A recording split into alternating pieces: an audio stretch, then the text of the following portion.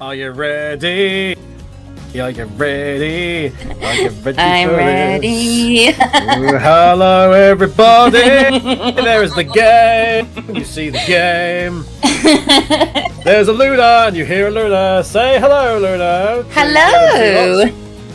And hello, Starlights. People. He said the line. He said the line. He said the line. He said the line. Speaking of saying the line, you can hear us both. That's a good start.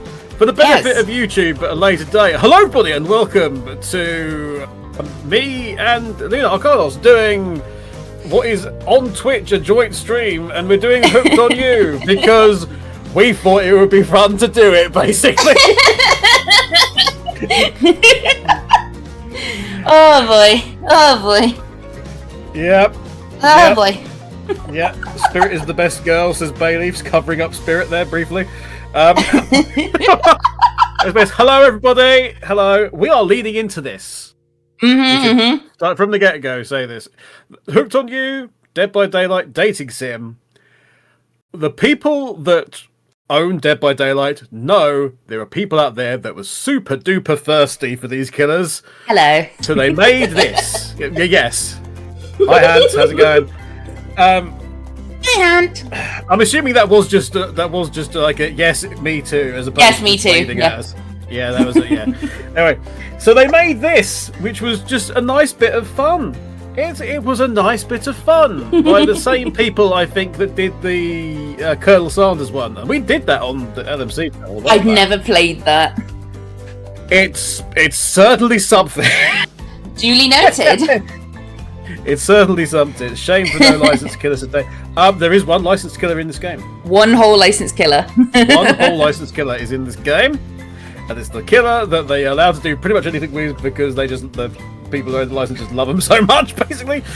Anyway, this game, everybody, gets a bit spicy. A bit. You know. We're trying to get into, the Huntress's locker or the Trapper's trap, or the Spirit's box. Just a little spicy. So there's a bunch of stuff because the people who made this lent into it hard. Now we are going to be voicing these characters. There are many. You guys voted, and we're going for the Wraith. We're going for the Wraith first. Luna is going for the Wraith. I'll be ringing that bell. Don't you worry. I'm voice actor, but this is what you voted for, and we are going to be doing the voices and the voice acting for this as we go. Like I say, we are leaning into this. We are leaning into the characterization. So be good, boys, girls, and non-binary pals, please. Indeed. But if the dialogue goes places, don't be surprised if we ad-lib and go places too. All right? This is absolutely fine. Okay, we're adults. All good. We're adults. It's all good.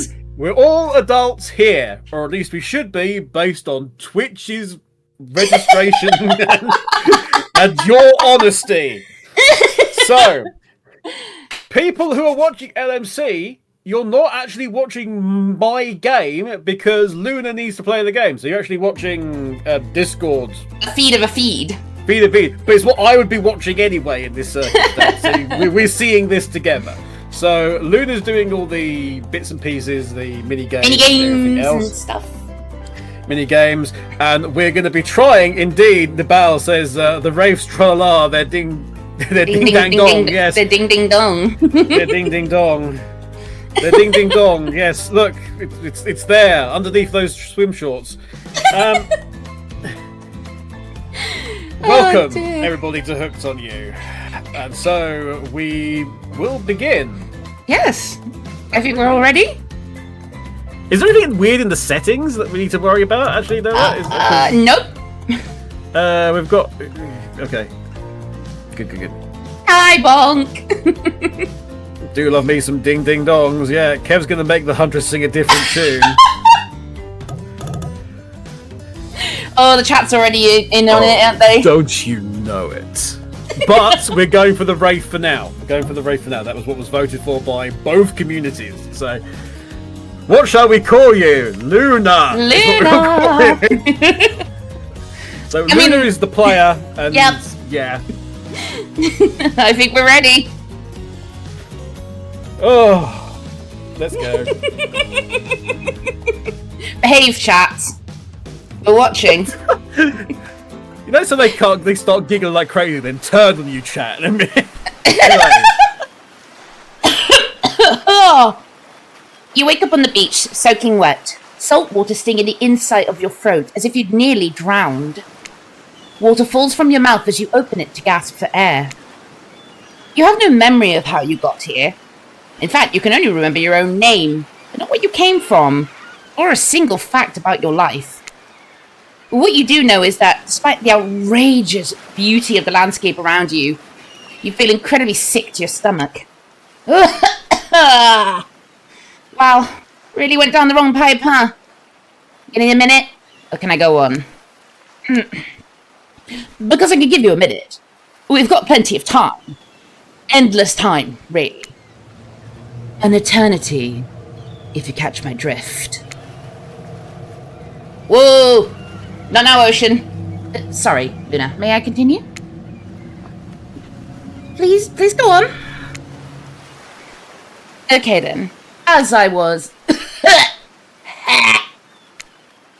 saying, look down at your feet, ankle deep in the crystal blue water of a newly arrived wave. As the water recedes back into the ocean, it reveals a grotesque discovery. Hello everybody and welcome to LastMinuteContinue. A decomposing face stares up at you from beneath the sand. All you could do is vomit. A stream of dark bile, bugs, worms, and other ick. Questions race through your mind. Where are you? How did you get here? Who is behind this incredibly charming and well-spoken voice in your head?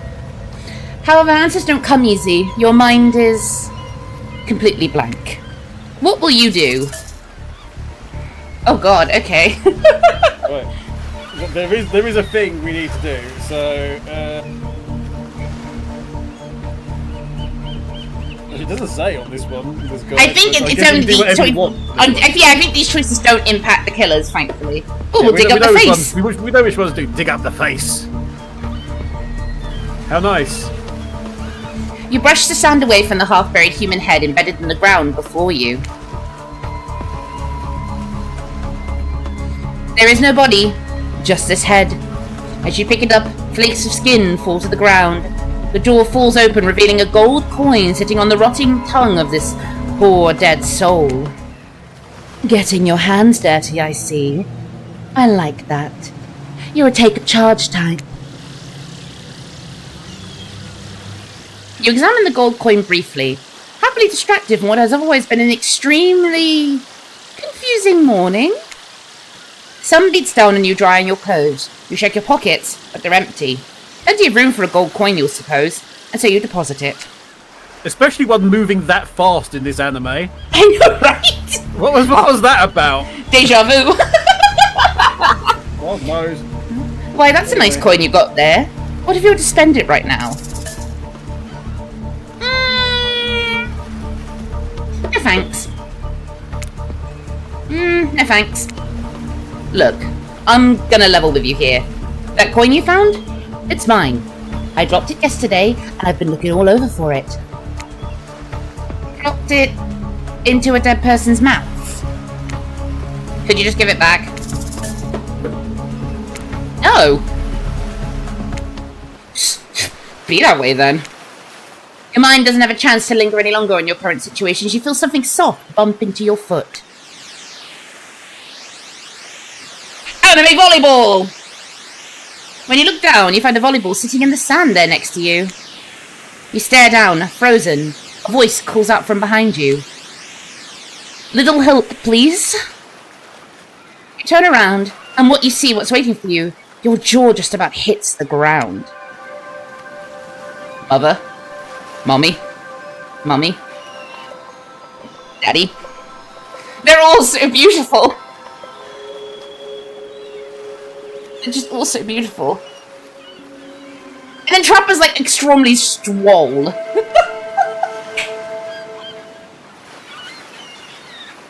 Four gorgeous monsters stand halfway between you and a well-tended volleyball court. Each of them oozes with undead energy, a magical aura reaching out and penetrating you via your eyes. Your heart begins to race. Curiosity, fear, desire. You can't help but stare at these casually dressed, let's call them killers. I don't know, not to be judgmental, but that's just the energy they put out there. So many competing feelings rush through your mind at once that you are completely paralyzed. Hello? There are weird days, and then there's this. All you can do is look down at the ball and back up at this monstrous lineup of, well, literal monsters. Sexy-ass monsters, though. What do you do? Okay, we kick it back. What we need to. There's a reason Luna, by the way, is voicing the ocean and is also voicing the narrator. There is a reason for this. There is a reason. Okay? I'm not just like sitting back and going, yeah, we're streaming this together and we're doing the voices. Yeah. Kev's just here for the enjoyment of listening to Luna try and be serious about this. Yes, anyway, we kick it back. You swing your foot awkwardly and strike the volleyball, sending it bouncing across the sand towards Huntress. It doesn't make it all the way. Everyone stares at you, silently observing your unsportsmanlike shame. They must be wondering, have you ever seen a volleyball before? That's surely what I'm wondering right now. It's not a soccer ball. What a dork! You feel so awkward that you can barely see straight. But through the haze of your embarrassment, you catch Wraith looking at you from the corner of your eye. Huntress jogs the rest of the way to grab the volleyball, and they all turn and head back to the court. Alone again, you look across the beach at these strange residents who casually bat a volleyball back and forth, happily ignoring your intrusion on their private beach. Should you be frightened? Worried? Excited? I did refer to them as killers, not to give too much away. But at the same time, damn, they're looking very appealing in their own way, and nobody so much as lifted a blood-soaked finger in your direction. Don't be scared, Luna. You were made for this. Well, geez, if the spooky ocean voice says not to be scared, I'm sure it's all gonna work out. With no good reason not to, you decide to head over and see what happens next. It seems like you've derailed the volleyball game just by showing up. I have that effect. You derailed the game just by showing up, nitwit! And I guess you're also a nitwit. Look, it's best just to go with what Trapper says when he says it. That's a policy I hold for pretty much anyone who always seems to have fresh blood on their hands. What the fuck just happened?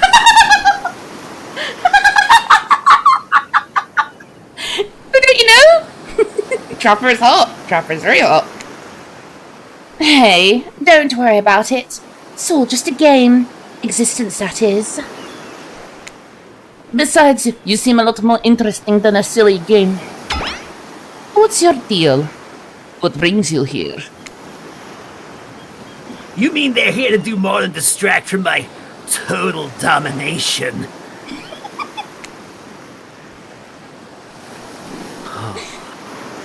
The deepest of sighs. That was Wraith. That sigh means he was done with the game too. Either that or he saw a butterfly or something. Look, I don't care what this slack-jawed moron is here, or why the slack-jawed moron is here. I just want to know, can I kill them or not? You know you can't. At least not yet. Oh yeah, not yet. Hey, Luna, you might want to, say something. Actually, never mind. There'll be plenty of time for that soon enough. Right now, this group has some questions for you. But be warned, answer quickly and answer well.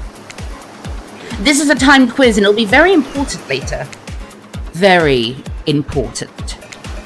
Or not important in any way whatsoever. Probably that one. I can't remember. How attractive would you say you are? Ah! Very, not at all, or average. Average? I'm pretty average, I think. Just another face in the crowd. Another normal, meaningless life in an endless cycle. I think you're quite cute myself. Like a chipmunk or a grizzly bear. If you could have any superpower, what would it be? Invisibility, flight, or super strength? Flight! For sure. Technically, I suppose I can fly. Honestly, it's not as all cracked up to be. As far as I go, I'm still not where I want to be. What was your best subject in school? Math? History? Or skipping class? Technically, it would have been history, actually, now I think about it, because I suck at math. History?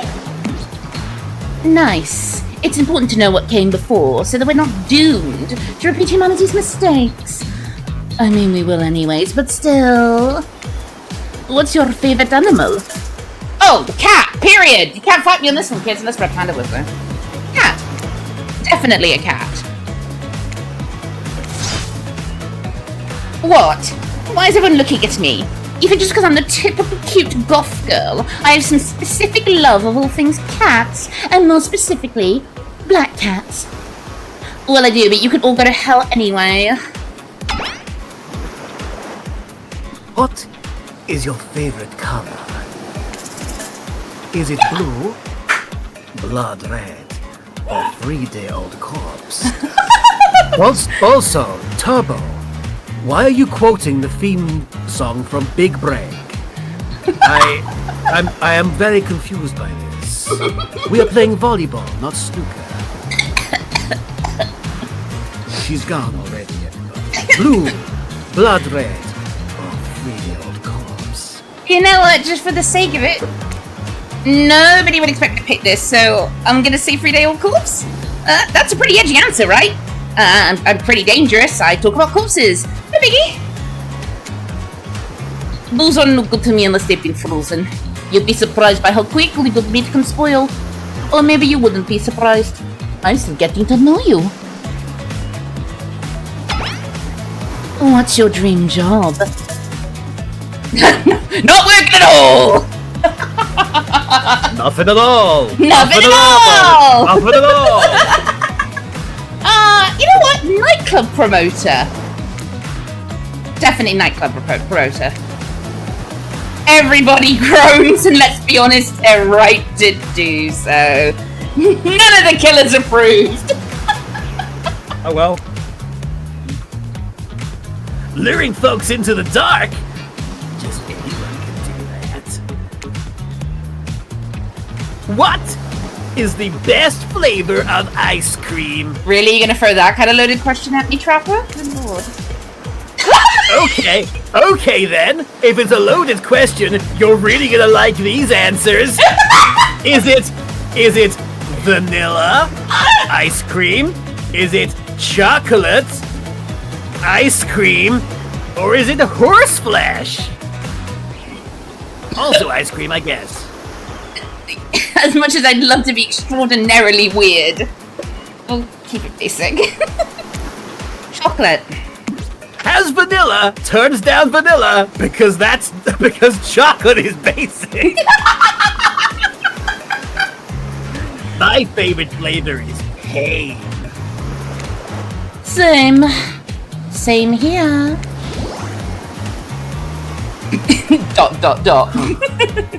I see. Mine's vanilla. Swirl.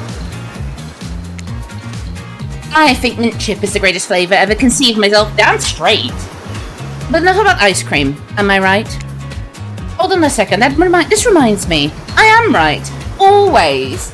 It's a lesson you should learn before we go too much further. Do what I say if you want to survive. Pick mint chip. We're teaching lessons now, narrator. You rascal. Kill or be cool is the rule of this island, even for faceless voices. Tell me, what's the best flavor of ice cream? Vanilla, chocolate, horseradish, mint chip. I mean, I actually do like mint chip. I say, why is it mint chip and not mint chocolate chip? Yeah, what's the difference? Mint chip. Like, mint chip. There's something about that that bothers me. You just bite into it, it's Just don't put toothpaste. Leaves of mint. Ah, yes, my mouth feels like a cold, crisp winter morning in the worst possible way. Yeah, that's the way to do it. Hey, Strapper. Mint I'm chip. cheering you on. Emotional solidarity, Trapper. Wave small flag. The best flavor is mint chip. So obedient. I think you're gonna do just fine. Anywho, now that they know so much about you, I'm sure the group wants you to start getting to know them. I'm Trapper. I pretty much run things around here. I'm the smartest, richest, strongest person on the whole island. I don't like losers. If you want to know what a loser is, say hello to Wraith. I'm brave. I'm nothing. I like nice people. I like big dog idiots. Hey, what's up? I'm Spirit. I don't like most things. I don't really hate most things either. It's not worth my time. The things I do hate, I really hate, you know? Based on my personal observations, life is nothing but suffering, and society is a carefully calculated lie to keep everyone subservient to those in power. It's better to choose to just not take part. Jeez, it's like she was downright murdered by society. She hates it so much. Oh, no, wait. I'm remembering Spirit's story now, and that's almost exactly what happened. Hey, I'm Huntress. Don't let those bummers get you down. There's lots of fun to be had on this island, along with lots of love. Yeah, there he is. If you know what I mean. Grow up. Grow a body. I've explained this 1,000 times. I'm dead, but I'm not a literal ghost. I just create a trail of fog. I'm not made of it. Whatever, fog body. That's not nice. He's not nice. Oh, you love it. The chat loves it. Everyone loves it. Everyone loves the Trapper. You're all coming along for the Trapper ride. I know it makes sense. Start the queue. The line starts here. Come on for the Trapper ride.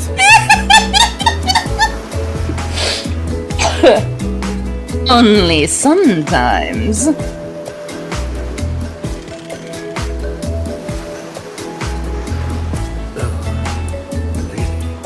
That's disgusting. That's why she likes it. Don't speak for me. I also hate it. Stop speaking entirely, actually. For the first time ever, I agree with Wraith. Let's move on, otherwise I'll do this all day. Besides, if I know this crew, and I do, they'll want to show off soon enough. If we're done playing, let's do something else instead. Well, for once I actually agree with the meathead. I say we go to my yacht. It's the massive boat docked nearby. It's not the only thing that's massive and docked, I'm sure. I mean, what? It's also nearby. I'll give everyone a taste of true luxury and power, and you set that one up. I really did. If you want a taste of true luxury and power. Look, I'm trying to do Fizzaroli, so that's what I'm gonna do. The Alex Brightman voice. Yes. The Alex Brightman voice. Wraith rolls his eyes. Hi, Ninten! Hi, Ninten. Don't mind him. He just hates fun and happiness and puppies.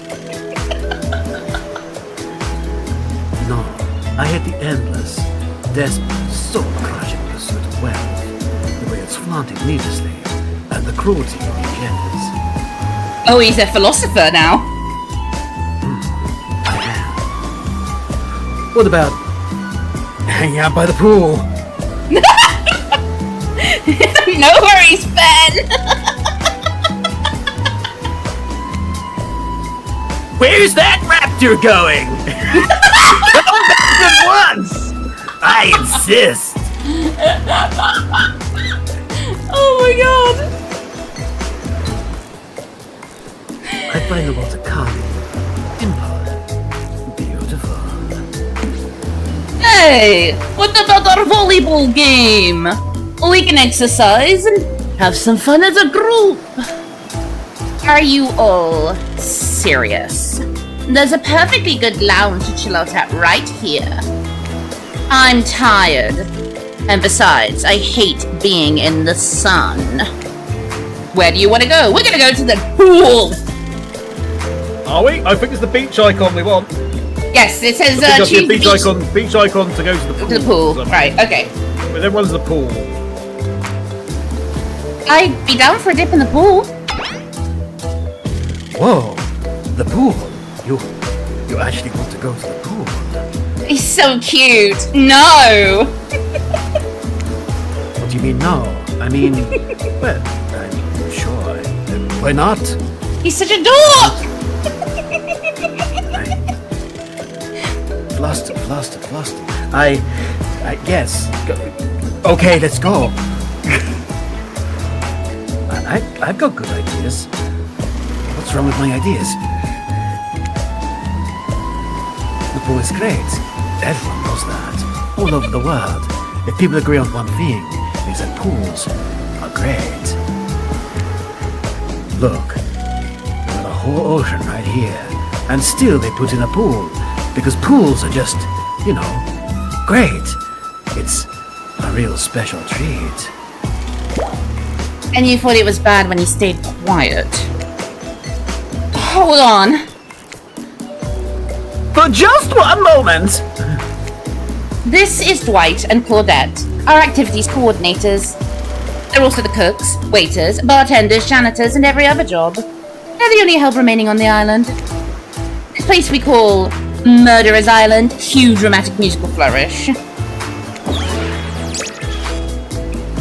None of the others survived. Survived the interview process, I mean. A twink at last! Max is like, I'm suddenly interested in the game now. Hence why we shall heretofore refer to them as survivors with a capital S. These two have worked here a long time. So very long, I don't actually know how long it's been. Sorry. Anyway, I should probably let Dwight and Claudette do their mandated jobs. Oh, they sure look happy, but they're vibrating with a nervous energy that's starting to give me the creeps. We will now escort the group to the venue of your choosing. However, in the future we recommend waiting for us to present you with your options whenever possible, and don't just run off to various activities unsupervised. We don't have much autonomy around here. The least you can do is allow us to do our job. The most you could do is help us get off this Dwight? Yes, pardon me. Please follow us. Hey, narrator? Yes? Something I can help you with? Those two, Claudette and Dwight, did they just start to mention something about wanting to escape? Is escape an option? Should I be trying to escape? Escape? Them? Oh, no. I think you're mistaken. Seemed like Dwight was asking for help to get off this island, though. Oh, right, yes, that's true, he was. But he just meant that he wants to get to the other vacation island getaway. A couple of miles south of here, it has much fancier accommodations than this island. It's one of those big corporate outfits, quite exclusive, where all the famous celebrities hang out. Very luxurious. Doesn't quite have the charm that this island has, though. Trust me, you wouldn't want to go there. All that money comes with a lot of restrictions. This is where you belong. Now, off you go. It's time for an activity. On this island, your decisions matter. Mostly. When I agree with them. Not like that other island. So what'll it be? Well, we're going to the pool, obviously. Yes. That's the whole point. Wraith moves ahead to the pool at a pace that could almost be considered jaunty. If a creature so lanky they appear to be made entirely of elbows and ankles could jaunt. Oh, Wraith. What's going on with Wraith's face? Is that a smile? Is that what a smile looks like when he does it? What can I say? Being enveloped by water, it is comforting. It's quiet, it's ominous, and, you know. Wraith looks back over each shoulder to make sure no one beside you is within earshot. The fire can't get me. Super normal stuff here as usual. Oh great, it's Claudette and Dwight. What do those two want? Everyone's at the pool. We figured we'd bring over some of our most pop pool accessories. Luna, which of these is particularly interesting to you? Goggles and snorkel. Goggles and snorkel. Could I get some of those goggles? Using goggles and snorkel lets me escape from it all and completely immerse myself in the wet embrace of the water. Gazing to the bottom, wishing I could be there forever. Yikes! Wishing you picked that lounger? Well, too late. You dive in and take a plunge. The world melts away as you join Wraith underwater in the wet embrace of whatever it was he said. He brushes up against you, and you realize he hasn't taken off his shirt. Should you do it for him? Nope, we are not doing that. We respect his boundaries. We respect a man's boundaries. Now's not the time to get handsy. You decide against it. Yeah, he probably has his reasons. For a waking nightmare, you can almost believe you're starting to relax a bit and forget about how much you can't remember. It's as if the sun's very rays have a calming effect on you, your body tranquilized by the soft light from overhead, coupled with the cool breeze rolling in from the sea. And you're not alone. I feel recharged by the gentle warmth of the ocean's caress. If it was a little too warm, that might have been my fault. Please, can we push this man in the ocean? Also, this is a pool, not the ocean. Okay, everyone, just let him finish. Thanks, Luna. I know this probably doesn't seem like me, but would anyone want to play a game of Marco Polo?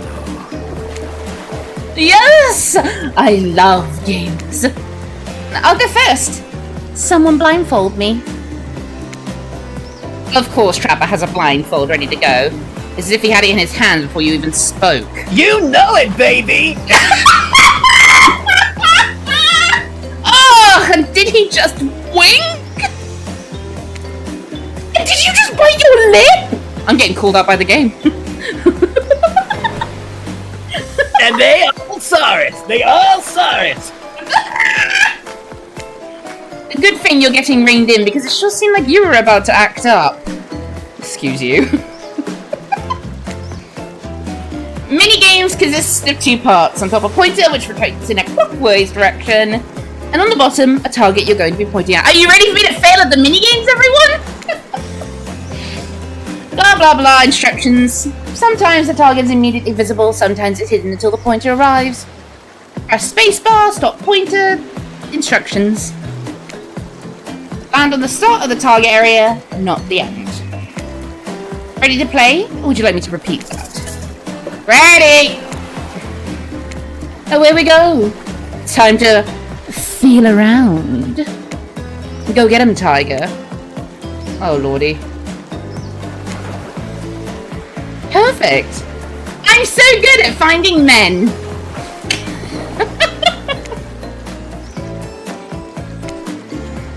Oh, that was bang on. I know, right? Skills. Perfect. Oh, God. Ow! Not bad. 3, 4. Ow! Not bad. Good grief! Not bad. That was pretty good, Luna. Well, thank you, Wraith. You're most welcome. No, it wasn't. Don't lie. She totally sucked. Just ignore it. We've been thrown into a very weird situation, and you held your own. I respect that. That was a good game. I say we celebrate. Where's that blindfold?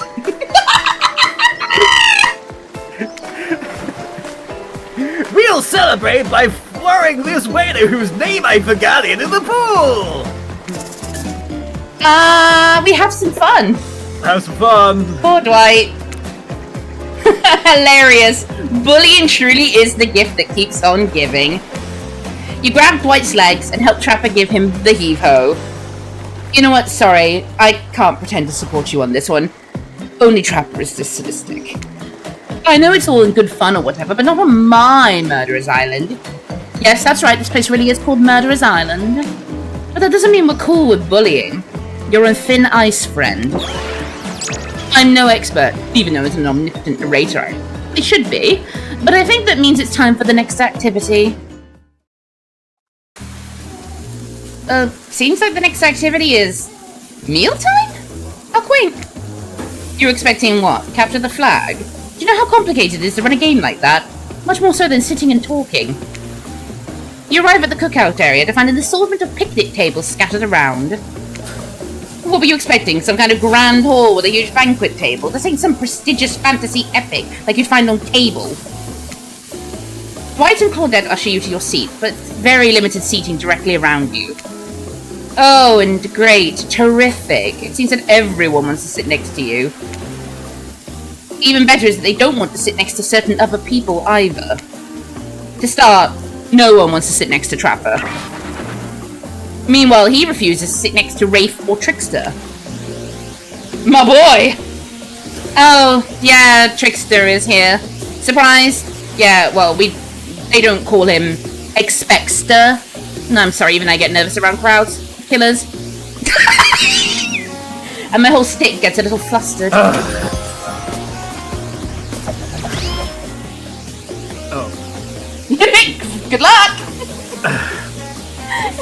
I'm trying to remember who I was going to do a voice. I can't remember what you were going to do! Improvise! Hey there. You're looking good, Luna. Real good. And we literally can't let Huntress and Trapper sit together. No, seriously, their arms are too big. They can't fit at the table if they sit side by side. But what if I want to be in between that arm sandwich? I'm just saying. Look at this! We can't even fit everyone on the screen at the same time. You might think it was an error, but it's not. It was completely intentional. Let that be a lesson to you. Every error you think you see is a choice. Got that? Okay, Dwight and Claudette are directing traffic. You sit on one side, the rest of them will sit opposite you. Huntress and Trapper can sit at the ends with their enormous, sexy arms. Now that everyone is seated, we can begin dinner. Tonight's meal was prepared slowly and carefully with both love and hate for 12 hours over a spit.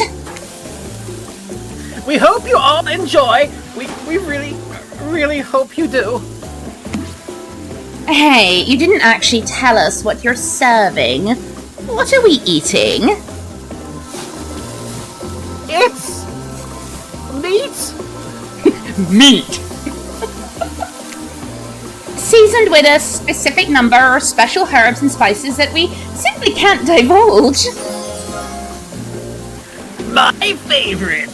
He's a simple man. He is a simple man. Meat is good. Meat is murder. Which, you know, considering what you've been up to. Who are you to get judgy now? I'm just sharing facts. And you need to murder something to eat his meat. So that's, like, technically true. Oh, Wraith, my darling. Technically true is the best kind of true. Okay, enough yapping. Let's eat. Hey, Luna. You thinking what I'm thinking? There's gonna be a person on that spit, right? Or several pods of overlapping people, perhaps. I haven't seen many pigs wearing palm tree button-down prints, you know. When you look closely at the spit, you spot what definitely appears to be scraps of fabric sandwiched between some layers of meat. Oh, I think I might be sick. Is there anything else to eat? This took 12 hours. And we do literally everything on this island. Actually, that's one thing you're not doing today. You're not carving up this delectable meal. Well, he's right for a change, cause I am with my broad axe. It's the perfect tool for easily chopping anything in twain. First of all, who says twain? Sometimes I swear it's like we're all from completely different historical eras. Second, I'll handle this with my cleaver. Fast, powerful, and clean. At least it's clean when the meat is cooked. No blood. You two and your ridiculous bicep swinging contest, enough! Grow up. Obviously, my gorgeous katana is the only option. Obs. The hell it is! Oh, I'll show you both my katana and send you to actual hell if you'd like. Please, stop. Please. I hate when we fight. Or talk. We don't look each other in the eye, let's be honest. Wraith is a mood. I can do it. I have the skull of Azeroth. Great. Instead of slicing it up, you can club it to a second death. Hey, Luna, I know this isn't what you want to eat, but hurry up and volunteer to carve up Felix. I mean dinner. Oh, poor Felix! Oh, no. Pour one out for Felix Richter, everybody. Otherwise, this will go on. Nicer guy. Hey! Otherwise, this will go on for hours. No hyperbole, they once argue over who the most effective weapons for 72 hours straight. And it doesn't matter which one does it. When they're done, they'll take even longer cleaning their weapons, all while explaining the value in maintaining your tools. Despite being a bunch of cold-blooded killers, for some reason they're always terrified of tetanus. Hey, why don't you just let me carve up dinner? Idea. We'd hate for it to get cold. He hated when it got cold. Here's a machete, freshly sharpened. Oh god, another minigame! Yeah, we know what to do, Ready! Away we go! Slice! Here we go! Meat! Perfect! That was not perfect to me. I was like, off! And meat! Oh. Oh yeah! I'm good at slicing meat, what can I say?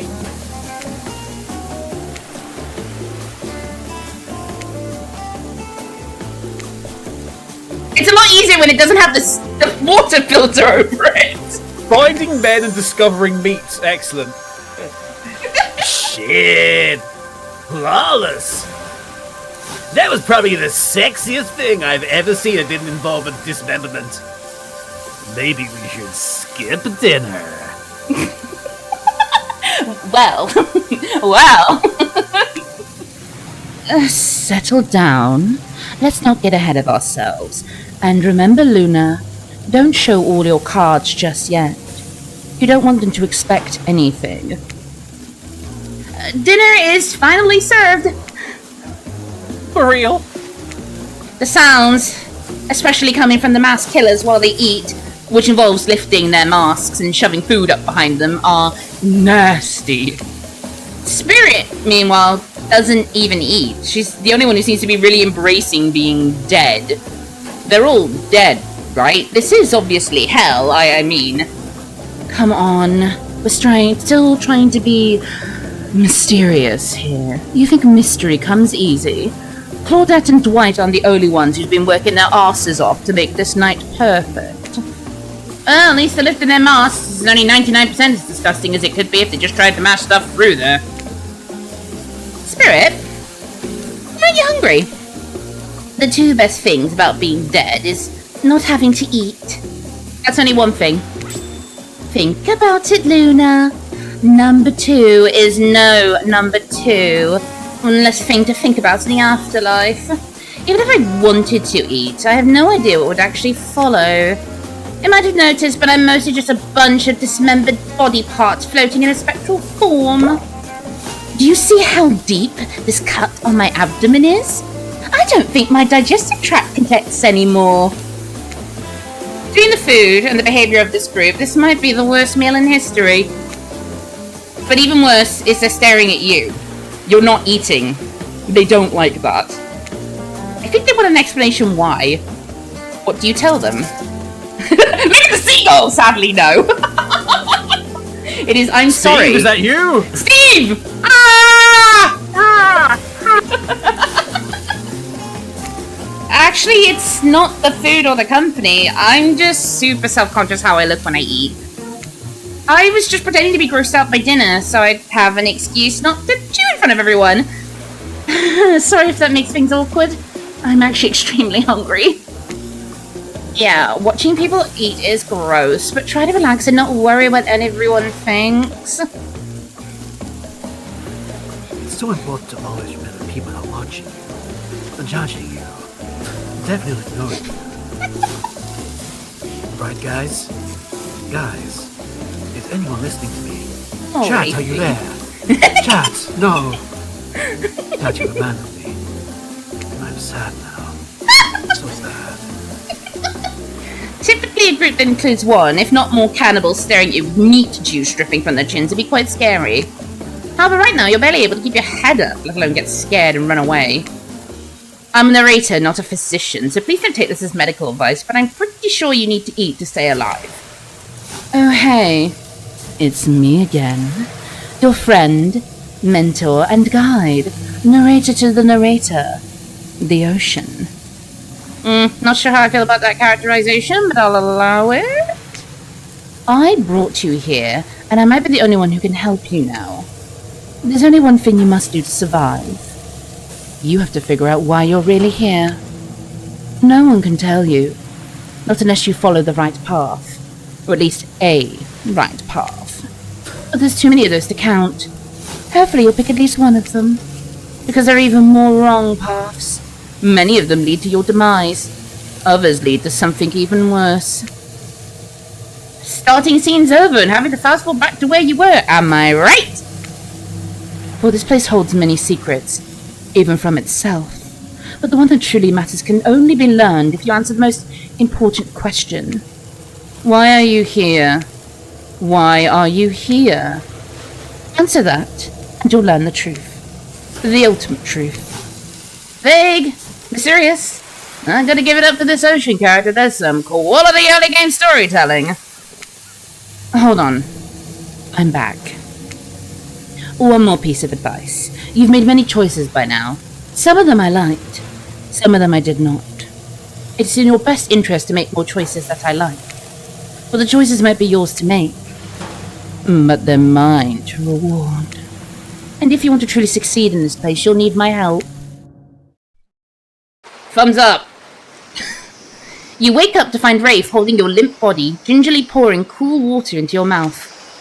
Now that you're finally alone, Wraith looks at you eagerly. Aren't grossed out, were you?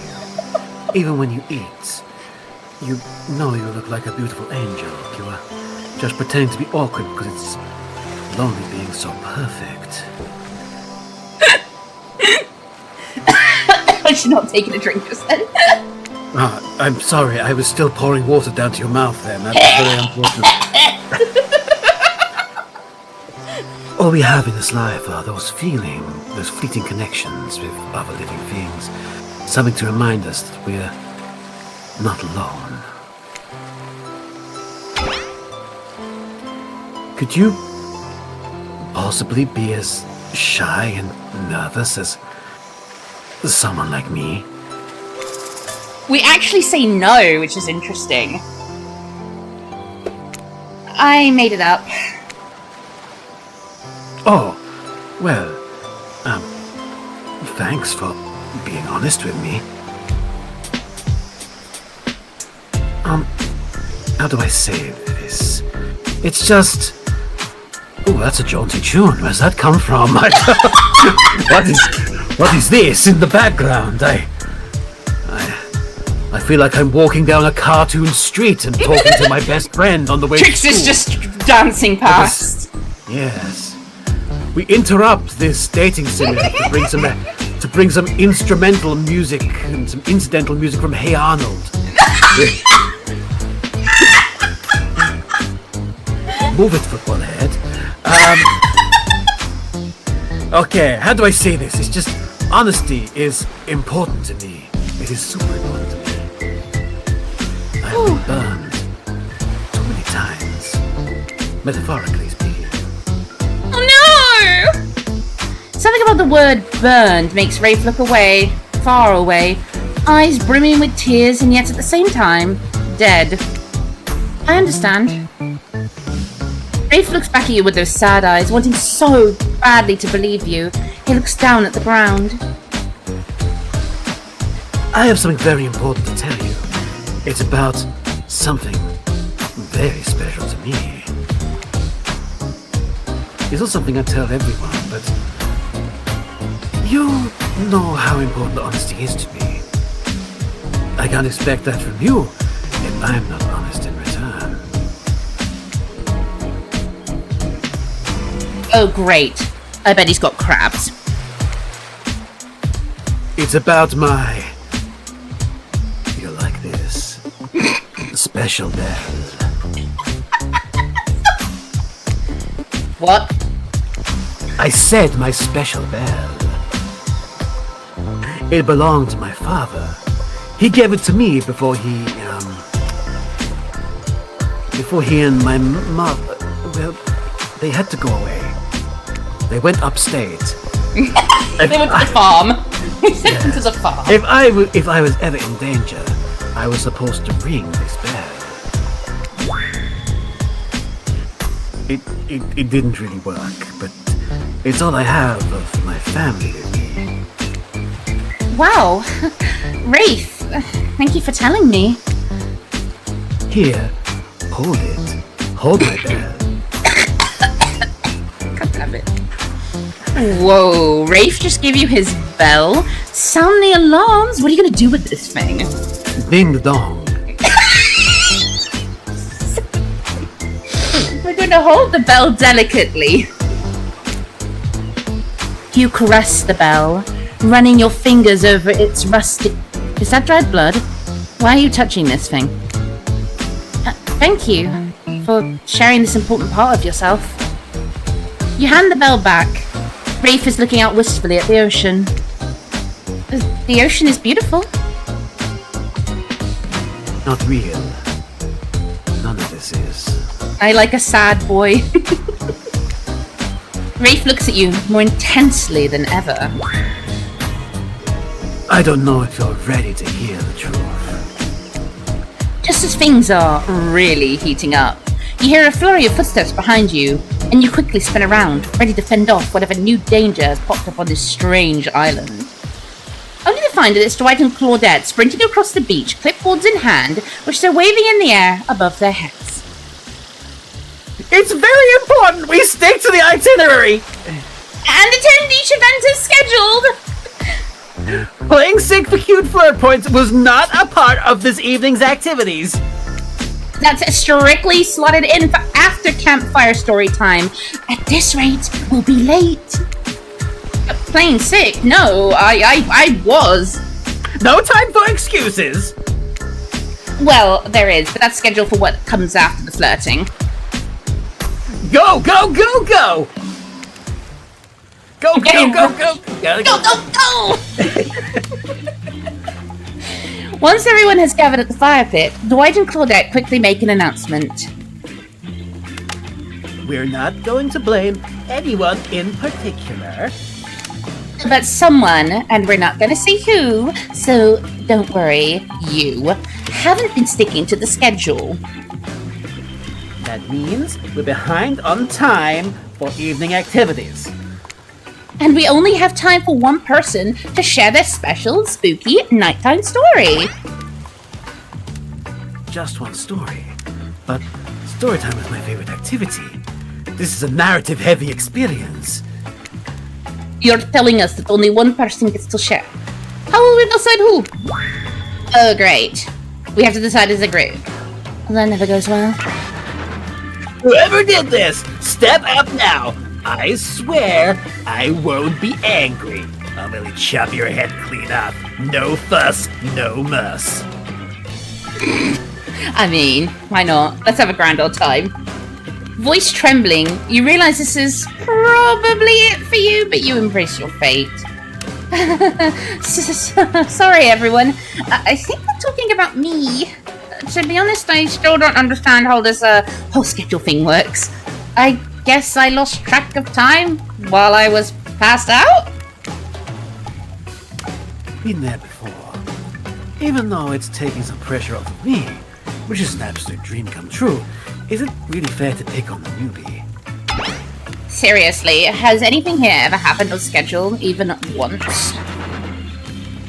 Damn it, Donald! If you try to flex that authority gimmick one more time, so help me, I'll snap your head off so quick, and then I'll drown you in his blood, Cynthia. Thus and muscle back on. You two know I love to hack, slash, and slice. We all know you love to kill. It's almost all you're talking about. Nobody names any names. Who even knows any names? Not us. Pronounce my name. Who's Donald? Who's Dwight? Who even knows anymore? Call me nobody. You're not called nobody. But we still gotta get started on story time, so... Luna, who do you think should go? Ah, damn it, that's a name. Please! Pick somebody quickly so that this tropical vacation doesn't turn into a bloodbath! Well, of course, we're gonna pick Sad Boy. I choose you, Wraith. Whoa, this entire experience is being carefully crafted to avoid an IP infringement lawsuit. Let's be careful with the catchphrases, will ya? I'm not really one for scary stories. Life is scary enough as it is. You literally carry around a skull and a spine as your little prop. As the other killers laugh, Wraith holds up his skull and gazes into its hollow, dark eye sockets. If you're looking for something Shakespearean in this story, look elsewhere. This is a tale of madness, of staring at the soul of death, and never returning. Once upon a time, a young man worked at a junkyard. That man was quiet, he kept to himself, just wanted to avoid trouble. While the boss dealt with clients, the young man operated the crusher, turning old cars into cubes of twisted metal. One day, right before crushing a car, he noticed something. Blood. Drip. Drip. Dripping. From the trunk. He opened it and found a frightened stranger, bound, gagged. The young man reeled. Was he about to accidentally murder this stranger? How could this have happened? He freed the stranger, who ran off. Into the waiting arms of the boss, the owner of the junkyard. Before his shaken employee could tell him about the mistake they had nearly made, the boss took out a knife and swiftly slit the stranger's throat. The young man fell to his knees, unable to comprehend what was happening. As he stared at the ground, too shocked to cry, the boss approached him. "What did you do?" he asked the boss. "I did your job for you." "What do you mean? That's not my job. My job is to crush the cars." The boss let out a miserable scoff, his face contorting in evil disdain for the pathetic wretch in front of him. "Why do you think we're crushing these cars? To save space? Who do you think my clients are?"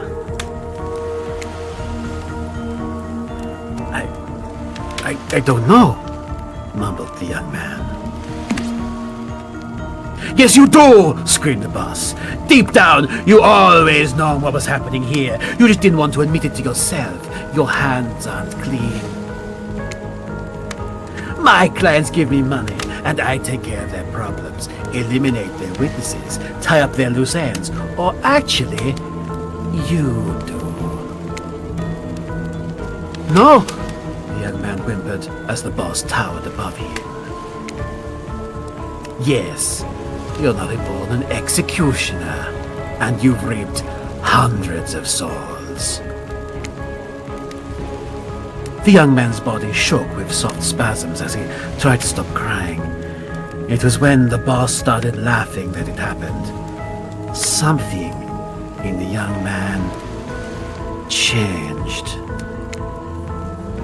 He stood up, now taller than the boss. A faint glimmer of fear overtook the snarl on the older man's face. The young man's face was empty. Empty, as he grabbed the boss's throat and dragged him to the car in the crusher. Empty, as he picked up the boss and stuffed him inside. Empty, as he slammed the trunk down on him, its stupid fat head sticking out, begging for mercy. Empty, as he started the machine, staring at the boss and its sniveling, crying, wet face. Empty, as he grabbed the boss's head, dug his fingers in, farther, piercing the skin. Empty as he squeezed and pulled, empty as he heard the bones popping and snapping. But when the boss's head, still attached to his spine, pulled cleanly out of its disgusting sack of a body, he smiled. Wraith stares back into the eye sockets of his skull. It doesn't matter how good you are, how innocent, how kind, how full of love you once were. When you look into the eyes of evil, you will surely go mad. An Nothing awkward did sight. not happen. No, What are you talking nothing happened. Nothing. No. It's all just a story! Yes, it's a story. And nothing else. An awkward silence falls upon the room until... Ask about the story. Oh, that poor young man. I wonder what happened to him. Oh, yeah. We may never know. Well, wherever he is, I hope he's okay. I can't tell, but I think Wraith just smiled. Sorry, it's just weird to see him do that. On that note, everyone decides it's time to take a break and split up for a little bit so that they can all have a moment alone before bed. Everyone leaves, and you're alone by the fire. The only thing you hear is the ocean slowly lapping against the shore. This is nice.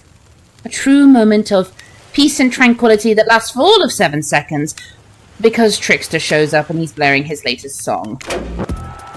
Hey, good news. Good news, I remembered the voice I was going to do. You remember the voice? Oh no! Yeah.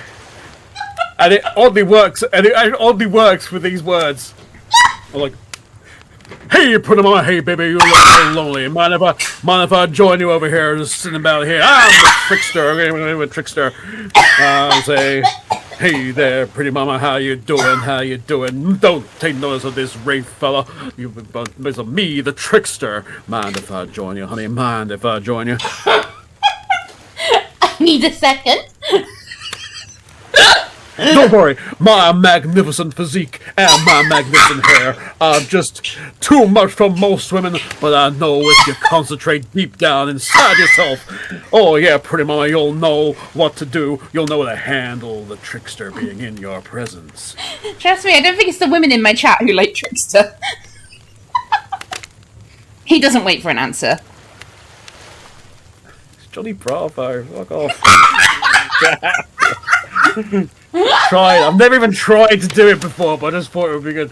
I know you've been hearing from these guppies all day, but I want you to hear something from a big fish like me. Something special those in charge of this island don't want you to hear.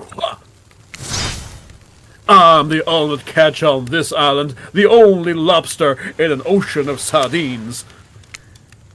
No one can give you what I can. Trust me on that, pretty mama. No one at all. You just have to find me. And find me you will if you know what's good for you. Come find me, baby. I'm just right over here. Just right over the horizon. Come get me. He's going, there he goes. He can continue to go. Trickster lead. I'm just right here. Oh god. Find me in the DLC. Okay. Good lord. Trickster leaves. You're good riddance. Leave Dead by Daylight as well while you're at it. Oh, he's not that bad. Fuck the Trickster. Fuck the Trickster and the ego he rode in on. Oh. Anyway, you're a bit confused about what to make of his cryptic clues, but you aren't going to get any time to yourself to think about them just yet. Cryptic clues. That man's as cryptic as a sign in Las Vegas. Wraith approaches you. Hey, Promono. Hey, I'm probably not making a great impression because I guess that's not really me. I just know that if you got to know me, then, I mean, look, the others aren't around. And I really hate the fire. I just kind of hate fire in general. Maybe we could go back to the pool. And I know. Whatever. A dip in the ocean, in the pool with the Wraith. You've come a long way in a single day. I'm not saying you shouldn't follow him. An offer like that. Just don't forget our little talk. Do what I want! You and your storyteller friends slip into the water. It's just the right temperature for an evening dip. Plus, if some jealous shark comes along and manages to jump from the ocean into the pool, you're also pretty sure your killer companion can handle it. What a shark. Hey, do you remember my story? You mean the one you just told, like, a minute ago? Yeah. Yes? Did you... I mean, like... What do you think of the young man in the story? Do you think he's weird? I would forgive him. I would forgive him. What happened to him would make anyone snap. And who knows what happened in his past to lead him to that point. He was just trying to be good. Yes, that's all he wanted. Was to be good. Well, that makes sense. Say, did the young man remind you of anyone who plays with hair? We say yes. Yes. It's you. It's clearly you. What? No! I'm... You're carrying around the guy's skull and spine with you right now. Wraith looks at Azerov's skull, then out into the middle distance. A long silence ensues. You notice the temperature has dropped significantly. Is it cold in this water now? Is it just me? I feel like my toes are turning into ice cubes. Wraith seizes up and squeezes his eyes shut. Please, I can't be around any cube talk. Not since, I heard that story from someone else. A long time ago. This story you just told us 2 minutes ago. Exactly! The one that wasn't about me! Usually we'd be nervous that we're about to make things awkward when we barge in. Obviously, we couldn't hold a candle to whatever is happening in here tonight. Either way, it's time for bed. For you, not us. And after you go to sleep, that's when we party. After spending all day cooped up in those tight little safari-themed resort uniforms, you just know those two rage late into the night. And absolutely fuck. The nastiest sex known to man. They have to go to a different island the next day. That's how bad it gets. Everyone's moved to another island overnight. Just looks at disgust like, brother, ooh. While the first island is just hosed down. Oily. But you're not here to party with them. You've got your own repressed relationships to tend to. More's the pity! You know, this is why I picked Trapper. You head over to the campfire. The heat is comforting on this chilly night. Looking into the crackling embers, you think about Wraith's story about the young man who found out he was part of a sinister plot. What don't you know about your current situation? Is it something that will terrify you? Something that will make you snap? What if you look into the eyes of evil? And what if you like it? Before you could dwell too much on your fate, Claudette and Dwight arrive, their now familiar creepy smile stretching from ear to ear. It's a bit menacing to see a smile like that lit by firelight. Oh, we must apologize for the accommodations. We weren't prepared for another guest, but we're gonna make you comfortable or die trying. They hand over a pillow and a blanket and welcome you to snuggle up by the fire. Perhaps some music will put you at ease. Just try to keep the volume to a minimum. Other guests are the type you'll want to rub off their beauty sleep. Oh my god, another minigame! Yes, I know how to play minigames. Ready! Away we go! As you relax and look into the fire, the radio begins to fuzz and flicker. You examine it and decide you might adjust the dial and fix it. Oh god, okay.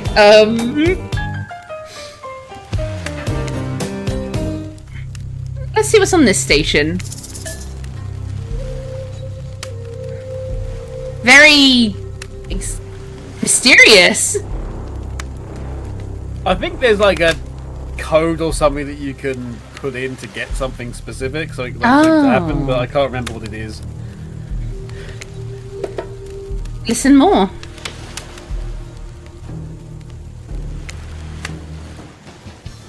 Let's see what's on this station. Very Sonic sounding. Yeah. Listen more?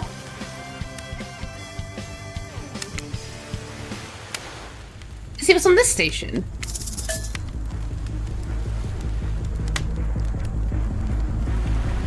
That's not ominous at all. Let's listen to something else. Yeah.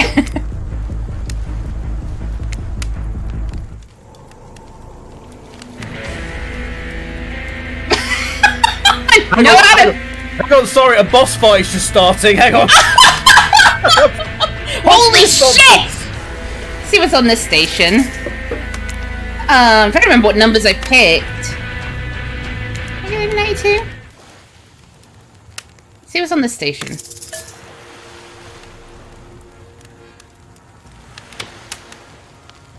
Suddenly French? I can barely hear it. Same! Oh, it's the Dead by Daylight theme, but it's on an accordion. I was gonna say. Now join me on a stroll down memory lane. What? Oh, hello. Behavior's been making games for about 30 years. Mostly for Okay, you've inadvertently triggered other publishers, a developers. behind the All of us on the scenes team, we have our own story. commentary. Listen to something else. Yeah. To tell for a long time is the story of this panic. And let's see what's on this station.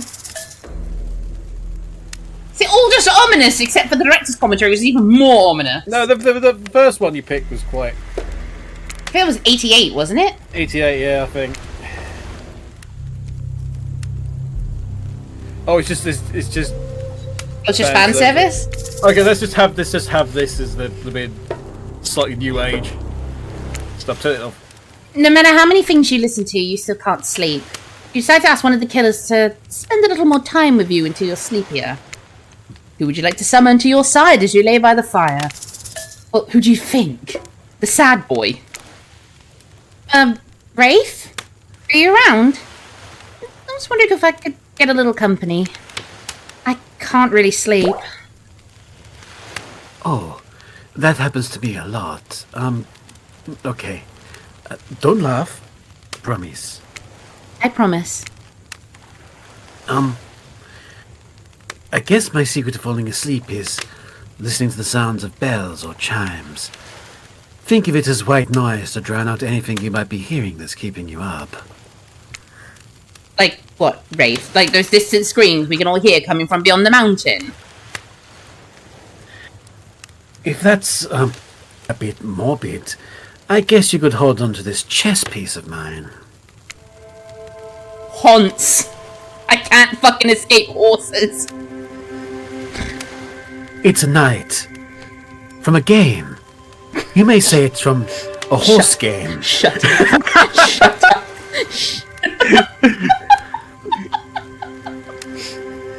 A game involving horses. Stop. Like you call it a horse game. It's a really simple it's a really simple idea that becomes something really wrong if you are unable to grasp that simple concept. It was 12 minutes! 12 minutes of being unable to grasp what a horse game is. But you know, chess has a minimum of 4 horses in it. As a knight, they're brave like I wish I were. And the horsey is cute. You finally start to feel sleepy. Except maybe this isn't really a sleepy feeling. Maybe you're paralyzed. You try to keep your eyes open, but you can't. Darkness overtakes you. The dark voice from earlier speaks to you again. It shouldn't still be as spooky. Or by now you've had a whole day of street voices in your head, but this one is still undeniably odd. Look, I'm not saying that my feelings are hurt, because you chose to swim in some pathetic little teacup when you could have swam in the vastness of an entire... me, I guess. I'm just saying that you made a foolish decision, and I won't forget it. My feelings aren't hurt. I just lost some respect for you. That's all. You awake suddenly to see someone looming over you. Huntress is rifling through your pockets! Oh! Oh, you're awake. I wasn't stealing from you, merely trying to get to know you better by seeing what sort of trinkets you keep close. I saw you with the Wraith right before bedtime. Look, I'm not saying I don't trust them, but... Well, yes, I am saying that. I don't trust anyone I don't already have tied up. So I was making sure they didn't do anything fishy. And I was making sure you're not a soldier. Soldiers killed my father, you know. While I've got you, you should really consider spending some more time with me. I'm not scary. You're not? Not at all. I'm just a lost girl on a big island. I've been watching you since you got here, you know. Not in a creepy way. I need to just, for the benefit of people at LMC, hang on a second. You okay? There you go. That's the music you should probably be thinking of right at this moment in time. Anyway, continue. What did you do? I pressed the crystal saxophone button. God damn it. Oh, I love that music. It's the gift that keeps on giving from Star Fox Adventure. It really is. We've made this female character. We've made some really nice saxophone music. Yeah, and it sounds like it's from a porno. Accurate. Huntress pauses for a long moment. All right, in a charmingly creepy way. I noticed how fun-loving you seem. If you spend some time with me tomorrow, maybe I'll take you to this special place I found. It's all mine. Ah, the pose! Mommy! Mommy!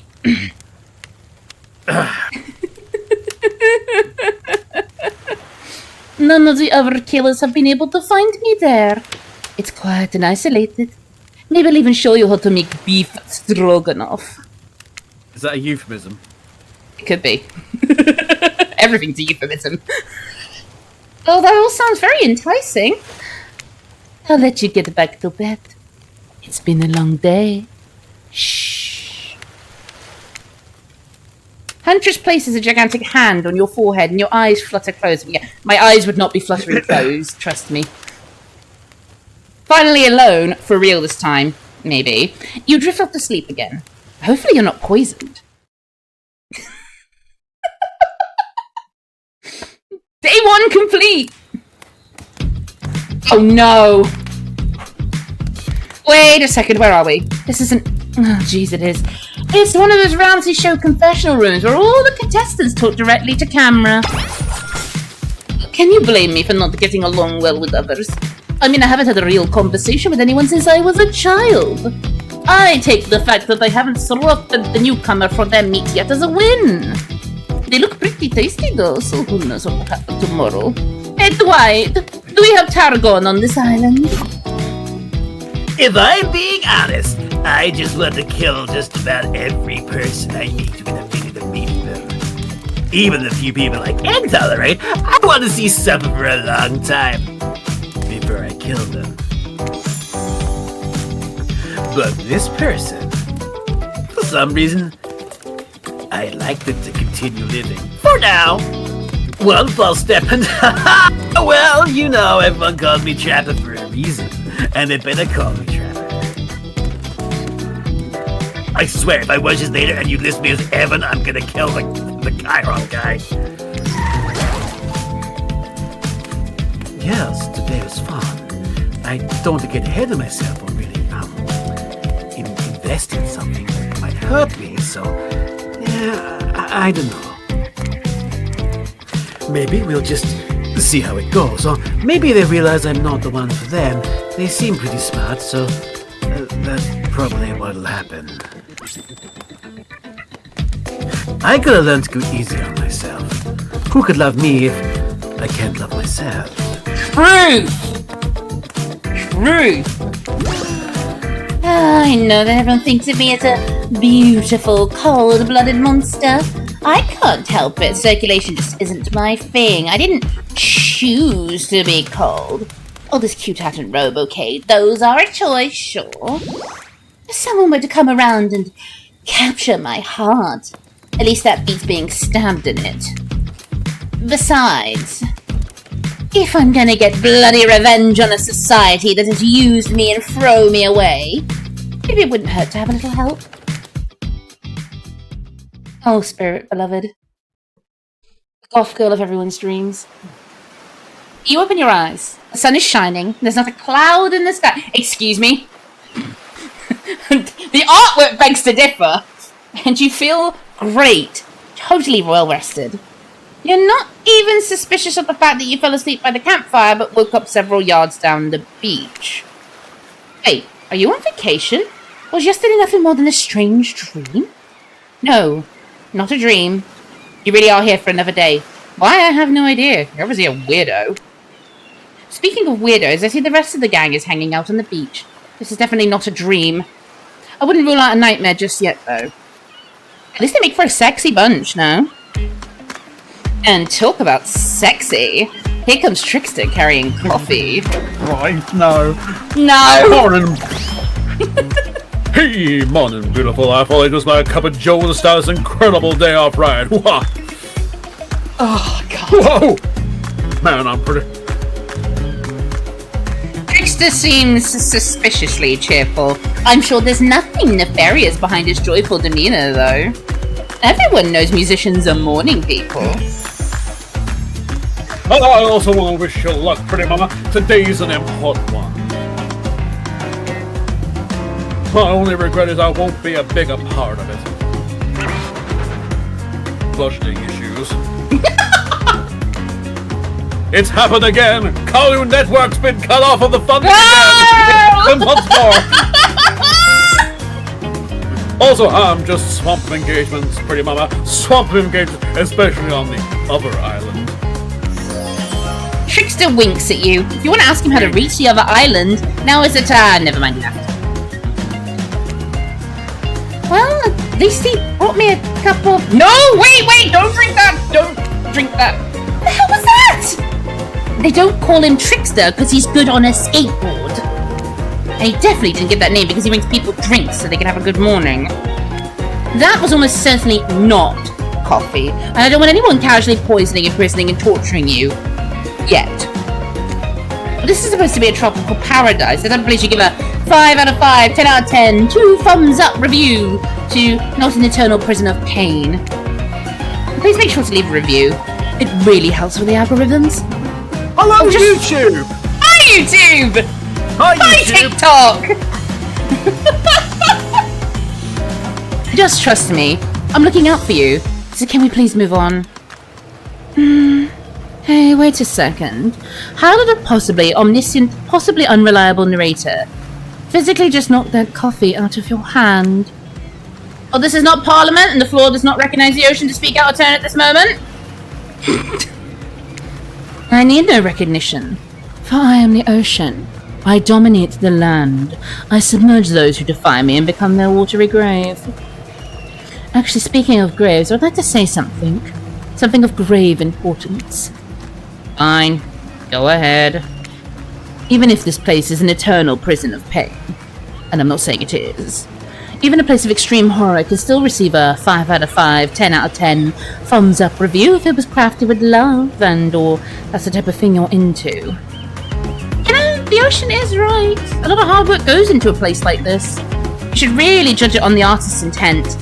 Or, whenever possible, start from the mindset of giving them the benefit of the doubt. Constructing these elaborate simulations, I mean vacations, is not easy to do. Sometimes there are some small bugs or inconsistencies, but that's just the nature of the process. Perfection is overrated.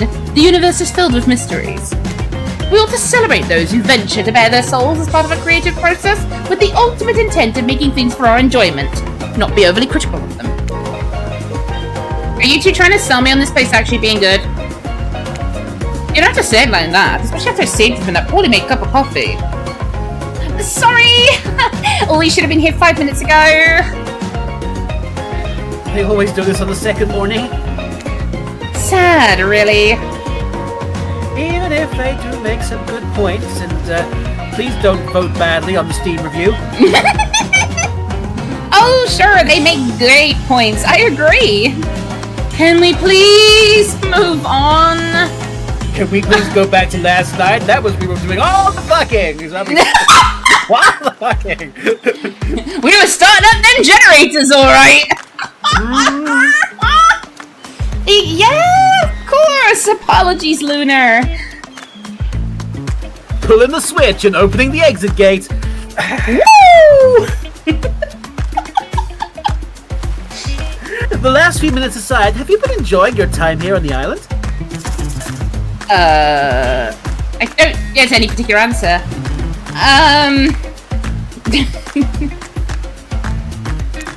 Yeah! I'm not at all suspicious that there's no option here. What an encouraging response! I'm so glad you're not suspicious. Hey, Claudette, maybe Luna isn't suspicious because they figured out what they're actually doing here? Zero chance. They're still clicking. Even right now to see how you respond. Hey, look at that! Yeah, they don't know anything. It doesn't matter though, Luna. We're so happy to hear you're having fun. I didn't say I was having fun. We're all having fun, Luna! Do you hear? We're all having fun! Fun! Fun! Oh, we do need to ask you one question, though. We all had to stand away our rights to say anything negative about this place. So, would you please sign this non-disparagement agreement? Run. No. No, I will not say anything negative about this island. You have my word that I, Luna, agree with the terms of this verbal contract. Perfect. Delightful! Excellent. Yes! Yes! Hey, Luna, it's still totally cool if you have constructive... Yes! Yes! Hey, Luna, it's still totally cool if you have constructive feedback. A place to leave that is in a positive review, because we all know that nobody reads negative reviews on games. Results like this. Okay. Anyway, I mean, I'm one of those people who will look at controversial posts on things. So... Anyway, I see Dwight and Claudette have gone into a trance. And with that grumbling I hear from your belly, that can mean only one thing. Breakfast. Perfect timing. Everyone rolls into the dining area to lard up those sexy little bellies with pancakes and bacon. Okay, I'm not okay with the phrase lard up those sexy little bellies. That is the one that's got me going, huh? So much for maintaining those beach bods. We're all half naked in a tropical paradise. Can we get some strawberries here? A yogurt? Magic powers only get you so far. Even killers watch their sodium intake. You take your plate and sit down, thinking about yesterday and the whirlwind of feelings you experienced. Danger, dread, disorientation. It was like going through puberty again, except all in one day on a beautiful and mysterious island. It looks like you're not the only one doing some introspection, though. Trapper stands up to talk about how his day went, in case anyone was wondering. Personally, I wasn't. I'll be honest, I didn't expect you to survive yesterday, so congrats, I guess. Whether you survive today is 50-50 at best. Good luck! Oh, that was bizarre. Back to your brain. Nope.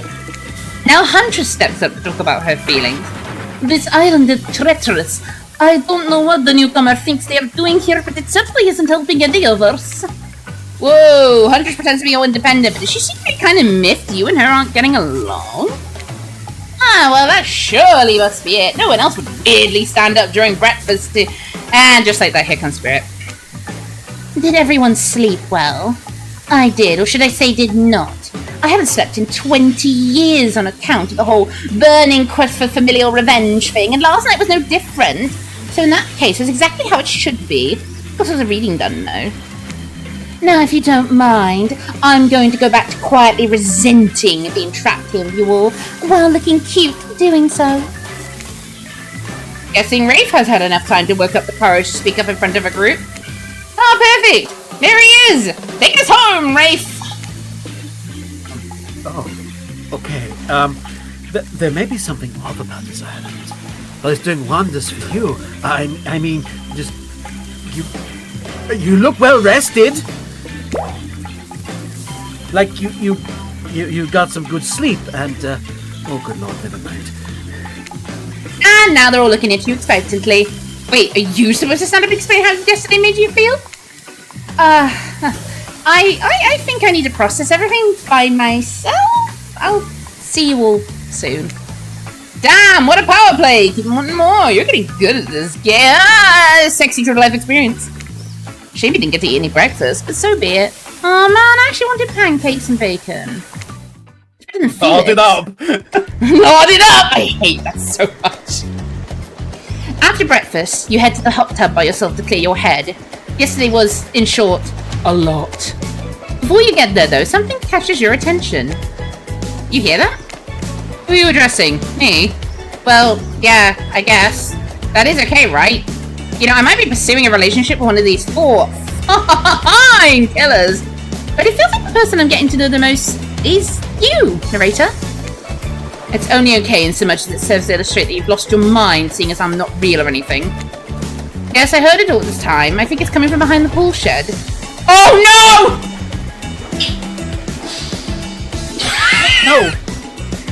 No, stick it in there. A little more. Oh yeah, that's it. Yes. How does that feel? Tense. Nice. Yeah. That feels right. This is uncomfortable. No, I want you to take that and put it right. Yeah, you know what I'm talking about. Just like that? Exactly like that. I swear, I had no idea that these two even do, like, whatever it is they are doing. I'm afraid to look. Please say something so they know you're close by and can hear everything. Oh wow! Look at this super cool bottle of Trickster brand suntan lotion someone left on a chair. Anyone know where I can buy some? Damn it! Come on, a little privacy, please. Dwight is panting, and Claudette has a crazed look in her eye. Sorry! I didn't know how else to let you know I was here, and that I could hear you, well, you know... Know what? What do you think we're doing? You were doing... I don't exactly know what you were doing, but it sounded like, fun? You think 2 people trying to find new ways to kill each other in a desperate search to make their own death permanent is fun? Oops. We get 5 minutes to ourselves every day. And we spend it hoping if we stab each other in just the right spot, we won't get resurrected. I've come to believe that the key to finding the exact place we need to bleed out from, and I believe that place is in our appendix. Why else would it be there? Makes sense to me. Did you actually think we were me and him? Dwight?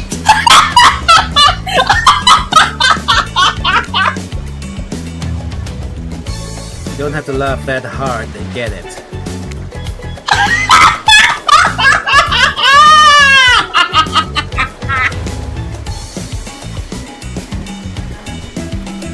Life is a nightmare, and yet somehow it's never been worse than right now. Let's go, lover boy. I noted all our entry wounds and our 5 minutes is up anyway. Good luck, Lunar. You're gonna need it. Wife Republican jazz is bears repeating no sex, but plenty of insertion. As long as the hips don't move, it ain't sex. It's more just posing. Nothing more sexy than store mannequins. Yeah. And hey, if you think about how to escape Santa, please make sure your ghost tells us how. That was both a tragedy and a comedy. A cragmedy. Shut up, I like it. Anyway, where were we? Oh yeah, you were heading to the hot tub by yourself to clear your head. Yesterday wasn't short. A lot. So far, today has been exhausting too. But you're dedicated to achieving a true centered sense of calm. No drama, no bullshit, just soaking up sun in a heated pool. Today you're on a date with you. Ooh, I like that. I want to be on a date with me. Who would make the first move? And aside from that disturbing thought, all is going to plan until the shadow blocks your precious sun. Spiky tipped, like a palm tree, is bending over to screw with you. There's no tree at all, it's... Oh god. Oh, fucking I hell. can't fucking escape him! Whoa! Hey, baby! Breakfast was wearing, huh? Everyone just getting up and announcing how they're feeling. What's that about? Some kind of check-in with the group? I don't like it. Fishy, kinda lazy. Whatever though, breakfast is done. No one should be eating before noon or after 4 p.m. I can kind of agree with him on that one. I'm not a breakfast person.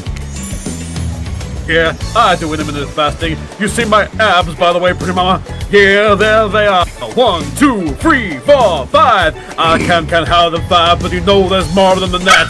Oh yeah. You can grate cheese on these things, baby. My God! Maybe you should see them later at my private stage on the other island. You know, IP Island, where all the Hollywood celebs hang out. If you play your cards right, pretty mama, you can come over and be on the Celebrity Island with me, the Trickster. Wahoo! Man, not pretty. I could give you a private show. Subscribers only, if you know what I mean, and catch you around. His abs are pretty amazing. You gotta give him that. And the blow-up bat, threatening but adorable. Makes for an interesting silhouette. Genius design. He's a psychopath just like the rest of them. You don't gotta give him anything. And we're not best friends. Just because we had a little talk about doing a little talking, it's not an invitation to go smashing the fourth wall every 5 seconds. Now that the guy is gone, and we've got some ground rules established that we're definitely going to abide by, it's time to lay back, take some deep, slow breaths, and... Nope! Another shadow. These people will not leave you alone. Let's see what it is this time. Oh, it's Wraith. That checks out. You two have gotten pretty cozy.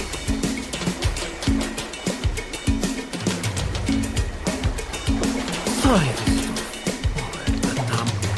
do you want to get out of here? I know a place that's... It's kind of... Well, it's hard to explain. Actually, it's kind of weird. You know what? If you want to go somewhere else with someone else, I totally understand. But if you want to see something weird and interesting, let me know, I guess. He's so cute. I can't. You've been around Wraith for long enough to realise that this rambling speech was actually him being incredibly brave and asking you out. We've decided if you want to go off with the Wraith, the Trapper interjects. I demand that you consider. Actually, I strongly recommend you do. I demand that you reconsider. That makes more sense. Actually, I strongly recommend you do. Wraith is half of the man I am. If that, I could deadlift 4 of him wrapped together. He can't even say a sentence without getting flustered. He's off-putting, disquieting, unnerving, bothersome, plus he doesn't own a thesaurus. I've said all 11 now.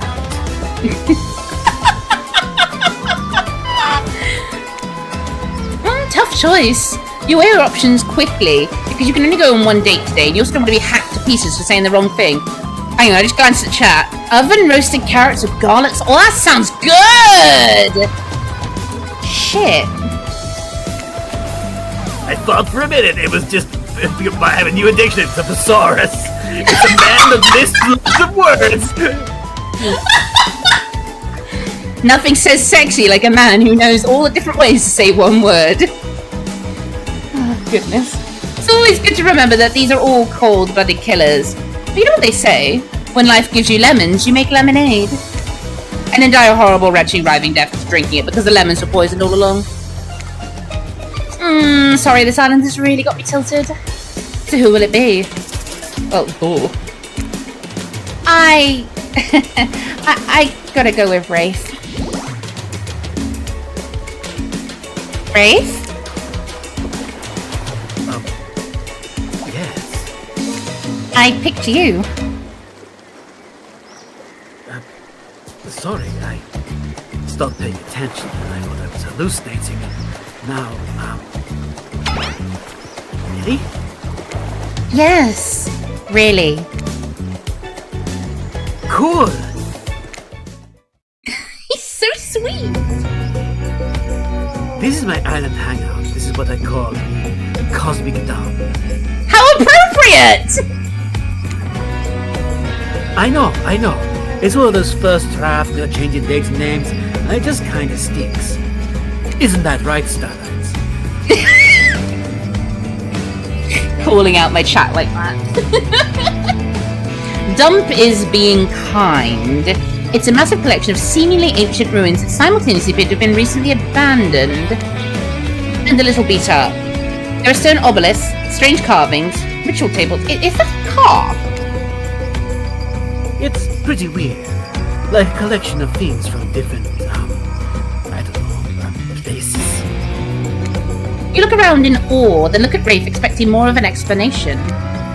There is a very long, very awkward pause. While I would love to try and look cute. So, What's your...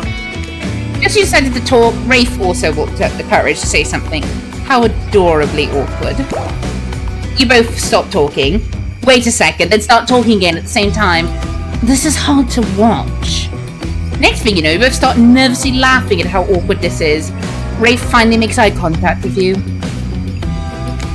And after what seems like an eternity, Wraith finally manages an entire sentence. So, do you... I mean, what brings you to the island? I have no idea. An honest answer, Wraith lights up, the most excited you've seen him. Me neither. And that's all he's got for you. This guy is a hard nut to crack. Wraith looks at you with his always sad puppy dog eyes, searching for something to say, anything to talk about. He clears his throat. So, you remember my bell? I showed you yesterday. Among other things. Of course. Wraith pulls it out. Whoa! The bell! The game knew. The game knew. The bell, you We say hello to TikTok and the YouTube short at this moment in time. Well, I just think it's really nice that you picked me to hang out with. And, yeah. Is this a euphemism? Yeah. Wraith gives Go it on, to read you. it! Read it! The bell! He gives you the bell! Get your mind out of the gutter, jeez. I want you to have it. Please, take care of it. You know how much it means to me. I promise I'll take such good care of it. This is the sweetest gift. Wraith smiles, but even when smiling, his eyes seem sad. You smile back, you smile back, knowing what a gift he's just given you.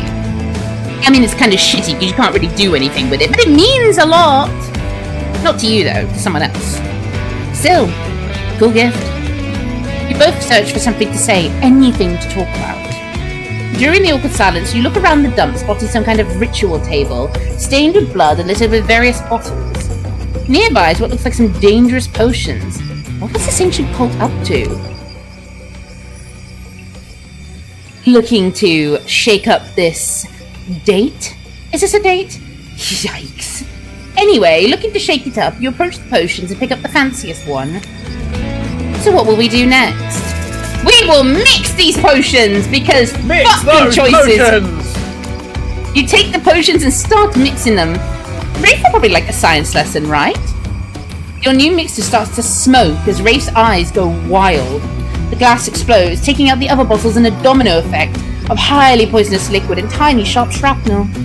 Wraith runs in front of you and shields you from the explosion. Wow. You don't know how to make sparks fly. Whoa, Wraith with the double entendre. Kinda lame, but I'll take it. Wraith nervously smiles. He's endearingly awkward. So, yes. Tell me about your friend. You gotta go with Grandma. I remember my grandmother. Not much, but she had a certain smell that always made me feel safe. If it's possible for inky blackness to sparkle, it happens in Wraith's eyes. I remember my grandmother too. How she kept me safe. The wrinkles in her hands as she held on to me for dear life. How she soothed me during... Wraith's eyes water as he trails off. Grandmothers are the best of us. I'm glad we shared that bond. Sexual tension in the air is palpable. Or maybe it's just sexual tension like talking about grandmas. Wrinkles. Yes. Yes. The wrinkles in her hands. And I look at you across there and think, I wonder what you will look like as a grandma. Wrinkles in your hands. A whole new meaning to guilt. Or maybe it's just regular tension. Hard to tell with this guy. You look around for anything to distract you. You look at the ritual table again. It's beaten up with a giant hole in it. You look back at Wraith. Smile. You smile at Wraith. Know any rituals we could do on this table? You wink. Nice touch. Wraith blushes and stammers and looks away smiling. Nice. Yes, narrators can narrate using emojis. Wraith looks intently at the table. What's he thinking about? Probably something deep and philosophical. Intense. Sad. Something about the inherent nothingness. So, bearing all that in mind, wanna play cornhole? Or that. The horny table makes a great target. Here, we can use these skulls I found laying around. Sweet innocent child. Well, this is definitely a more fun date activity. It's easy. You just stand back and, toss them into the hole. Don't worry if you miss. There are lots more skulls around. What's that little skull? Ready? Oh, God. Perfect! I'm that good. Not bad. 1, 2, 3. Come here.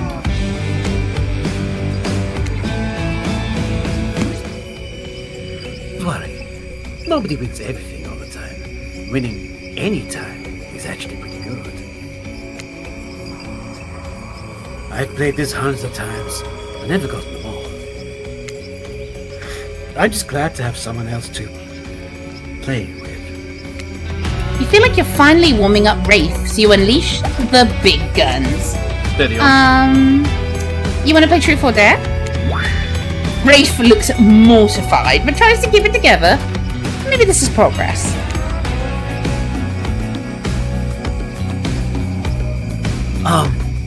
I guess so, but only if I can ask first. Deal. Truth or Dare?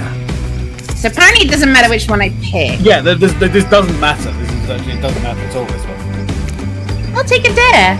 Why not? I dare you to tell me. If you were a plant, what kind of plant would you be?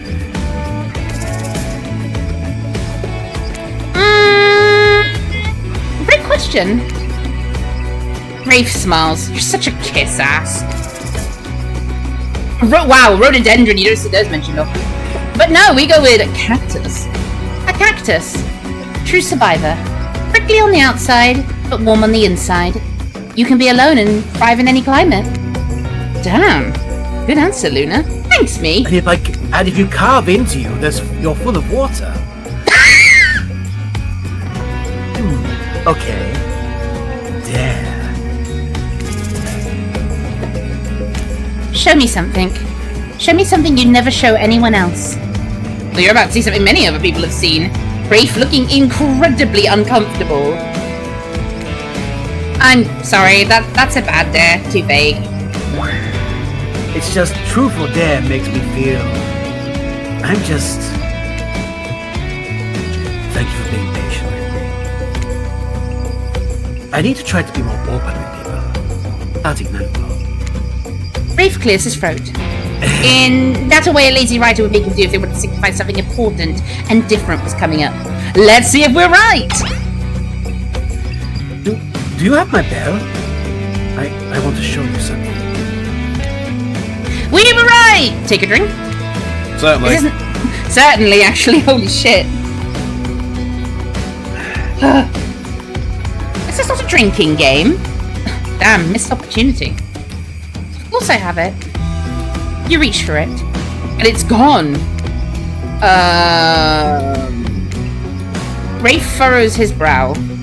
I swear I had it. I don't know what could have happened. Need to find it for... Lacorda and Dwight burst in and interrupt. Seems like they have a very dramatic announcement. Oh, we have a very dramatic announcement. See? Told you so. But it needs to take place at the beach. Boo! You arrive at the beach, but something feels off. You can't quite put your finger on it, but you feel uneasy and cold. And here's why. Spirit appears as if from nowhere. Hey, Luna. Bet you didn't expect this hot piece of sass. What? Girlfriends can't make silly, sexy puns from time to time. Dwight and Claudette, scram! Yeah, I used those two simpletons to dupe you. You're easy to dupe. Maybe because deep down, you wanted to be duped. There's no way Wraith can be keeping you happy. Spirit's usual disaffected nature has given way to some combination of disgusted and desperation. And it's kind of working. Wraith's a fake. He's not even a real ghost. He only pretends he doesn't want people to care about him, but really that's all he wants, and he wants it more than anything. Ugh, can you imagine wanting something so cringe? I bet he wouldn't even tell you his theory about this island. What a fake. You deserve to be with someone real. A real ghost. Someone who really doesn't give a shit. Someone who doesn't even care if you say yes or no to me. You're a hypocrite! What a hypocrite. If you really don't care, why'd you go through all this trouble to win me over? You storm off back to Wraith. As you walk away, Spirit mutters something under her breath. Knowing her, it's almost certainly about revenge. Like, I'm not desperate for you, fuck off! Like, fucking hell. Oh, you came back. No one ever comes back. Wraith is shook. Are those tears welling up in his eyes? I mean, yes, based on everything we've seen so far. This poor man is a tortured soul and then some. You can't tell because he looks away. There's a sniffle, and he looks back at you beaming. I want to show you something. You follow Wraith to a corner of the ruins that you haven't seen. He brushes aside some dead leaves and branches, revealing a hatch in the ground. Want to do the honors? You open the hatch with some effort and lower yourself into a long tunnel, grabbing onto a rusty ladder and beginning your descent. Be careful. Oh no. Oh. Oh! How quaint. You descend to a spooky, dimly lit room. It looks like an ancient ritual chamber with torches, tapestries, engraved skulls, and animal remains. On one end is a set of intricately carved locks and cuff mechanisms on the wall. A torture area. On the other side... on the other side is the table with potions, books, and bags. Well, apparently nothing I pick is going to have a big effect, so you know what? Look at the wall. You walk over to the wall and examine the chains and locks. It looks like some kind of torture wall. Wow. What happened to people here? Did they keep prisoners? It looks like they were tortured, but what I've been able to dig up is something more ritualistic, serving a larger purpose. I have reason to believe those prisoners weren't alive for long. Death by snoo-snoo. Not the worst way to go. You pick up one of the larger leather-bound books and Wraith walks over, opening to a specific page. You see incantations, a symbol, drawing of someone chained to the wall. A different language you can't read except for the words, Cult of the Black Veil. Conveniently, those words are in exactly the language you can read. From everything I've found, I think these are the ruins of an ancient cult. They seem to be devoted to some type of sentient evil. I think they used this island, or maybe the person they worshipped did, and I think they used this ritual site to travel to and from the island. I think they sacrificed people on this torture wall in order to open some portal out of here. Look at the map. You unfurl one of the larger rolled-up pieces of canvas, revealing a detailed map of the island. It's all here. Kappa's Cave, Spirit's Lighthouse, Huntress's Cabin. All the common areas. Even IP Island up in the corner with little hearts drawn around it. I figured out the layout of the entire island. I need to know what it is I'm trying to escape from. Do you think the Cult of the Black Veil is still around? Are we in danger? I don't know. Maybe. But I have a plan. All we need. And right as you're finally about to get some of that sweet information you've been lusting after, Claudette and Dwight pop in again. This time they swear it's for a good reason. I promise you will not be manipulated this time. Honest. It's time for dinner, you silly gooses! Come get some food! Dwight, for the last time, the plural of goose is geese. Sorry, I keep forgetting. I blame the cult. The goose cult. It's a fun day you've been having. I can see it written all over your face. You're shining, and that's not just the remaining anxious sweat from spending an afternoon courting a psycho killer. Oh, no, you're really feeling this whole romantic experience. Oh, don't worry. I'll keep your dirty little secrets. But enough gentle ribbing. Time to get back to business. All the, appetizing singles have arrived for dinner, including Trickster. Wraith is here too. We're not going to do the gag where we crown them all on screen at the same time again, so just believe me, they're all here and they're just as sexy and demented as you remember them. With your love on the line, everyone's being very careful not to offend you by saying the wrong thing. Congrats, by the way, on getting this far. I'm as surprised as you are that these four are falling for you. Oh no, not because of your personality, but because you just met them yesterday. However, since Huntress seems like the biggest long shot to end up holding onto your heart, she throws caution to the wind and speaks up. It's a pretty small consolation prize for being the least loved killer on Murderer's Island, but hey, let them have this one moment in the spotlight. It's the least we can do, and heaven knows they won't do any more than that. Since it seems like I'm going to be alone forever, I'm focusing on myself. I have hobbies of my own, you know. Besides stealing, kidnapping, and killing, cooking is my passion. Tonight we'll be feasting on a succulent squirrel appetizer, with roasted elk as the main, served with a side of mushrooms. Those mushrooms are probably poisonous. An elk, huh? More revenge for the elk that killed her mother? I had a nickel for every revenge-obsessed killer on this island. I'd have some number of nickels. Certainly more than a few.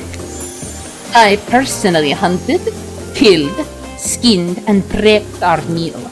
I even picked the mushrooms myself. Oh, they're definitely poisonous. And cheesecake for dessert. Oh, now she's speaking my love language. Cheesecake. What? Not Russian enough? I'm not so one-dimensional, you know.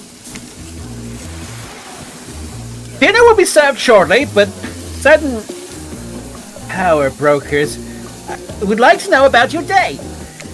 Would you like to share your day with the rest of the group? You've had an interesting day, that's for sure. How would you describe it to the others? Say too much, or too little, and it could affect your standing with the group. Okay, but I'll just sit there saying nothing. Nothing is not an option. We had a great time. It was a blast. We had a great time. I played cornhole. I won't tell you who won, but we both did, in a way. Everyone rolls their eyes. Talk about sexy. Now really, if you're going to tell us a story, talk about something sexy instead of whatever that was. Wraith smiles. You're strangely good at getting him to do that. Dwight and Claudette bring out dinner. Everyone eats in silence. No one trusts anyone now, and they're all very tired. Oh, wait. No. Sorry. That's a dreary supernatural horror thriller set in Antarctica. Not a charming parody dating sim set in an undisclosed tropical paradise. Bon appetit. Don't you mean bon? No, almost everything we serve has a lot of bones in it. Even the vegetables. Impossible to avoid on this island. Everyone eats without speaking. Tensions are rising, both of the sexual and deadly variety. When everyone finishes, Dwight and Claudette come back to clean up the table. They linger around you as they pick up your plate, take your napkin, and dust crumbs off the table. What would you like to say to the servants? I will thank them, I guess. Your top-notch service is much appreciated. In fact, here. For us? Just for doing our jobs? Thank you kindly. Everyone, if you'd be so pleased kind... Everyone, if you'd be pleased so kind as to follow us to the fire pit, we'd greatly appreciate it. We've been told something big is gonna happen. Something that will change everything. You can go willingly, or you can go unwillingly.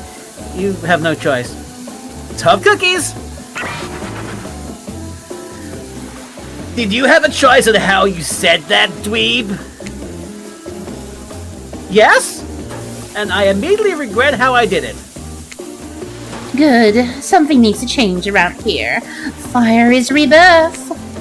Fire illuminates the soul. I hope the fire isn't so smoky. Smoke hurts my eyes. I have pretty sensitive eyes. I'm also horribly afraid of it. The fire, I mean, not my eyes. Because of childhood trauma. And finally, everyone starts moving towards the fire pit, if only to get away from Wraith's complaining. You take a seat on a comfortable log, feeling the fire's heat against your skin, and wait for other killers to take their places, wondering who will want to tell a story this time. Will narrator tell a story? I bet they've got a stunningly creative mind. Hey, you think? Are they allowed to simply place thoughts in my mind like this? Doesn't seem fair. Everyone makes their way in, but something unexpected happens. Nothing happens. Something almost always seems to be happening here, so nothing is probably a great sign? Oh, cool. And now everyone is looking at you. So, do something. Should I pick someone to tell a story? Or we could play charades? Boggle?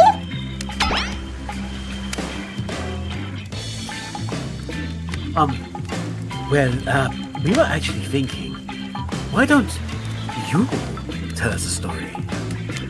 Wraith points his spine and skull staff thingamajig at you. You duck out of its way. Who knows what that thing can do? Probably shoots lasers.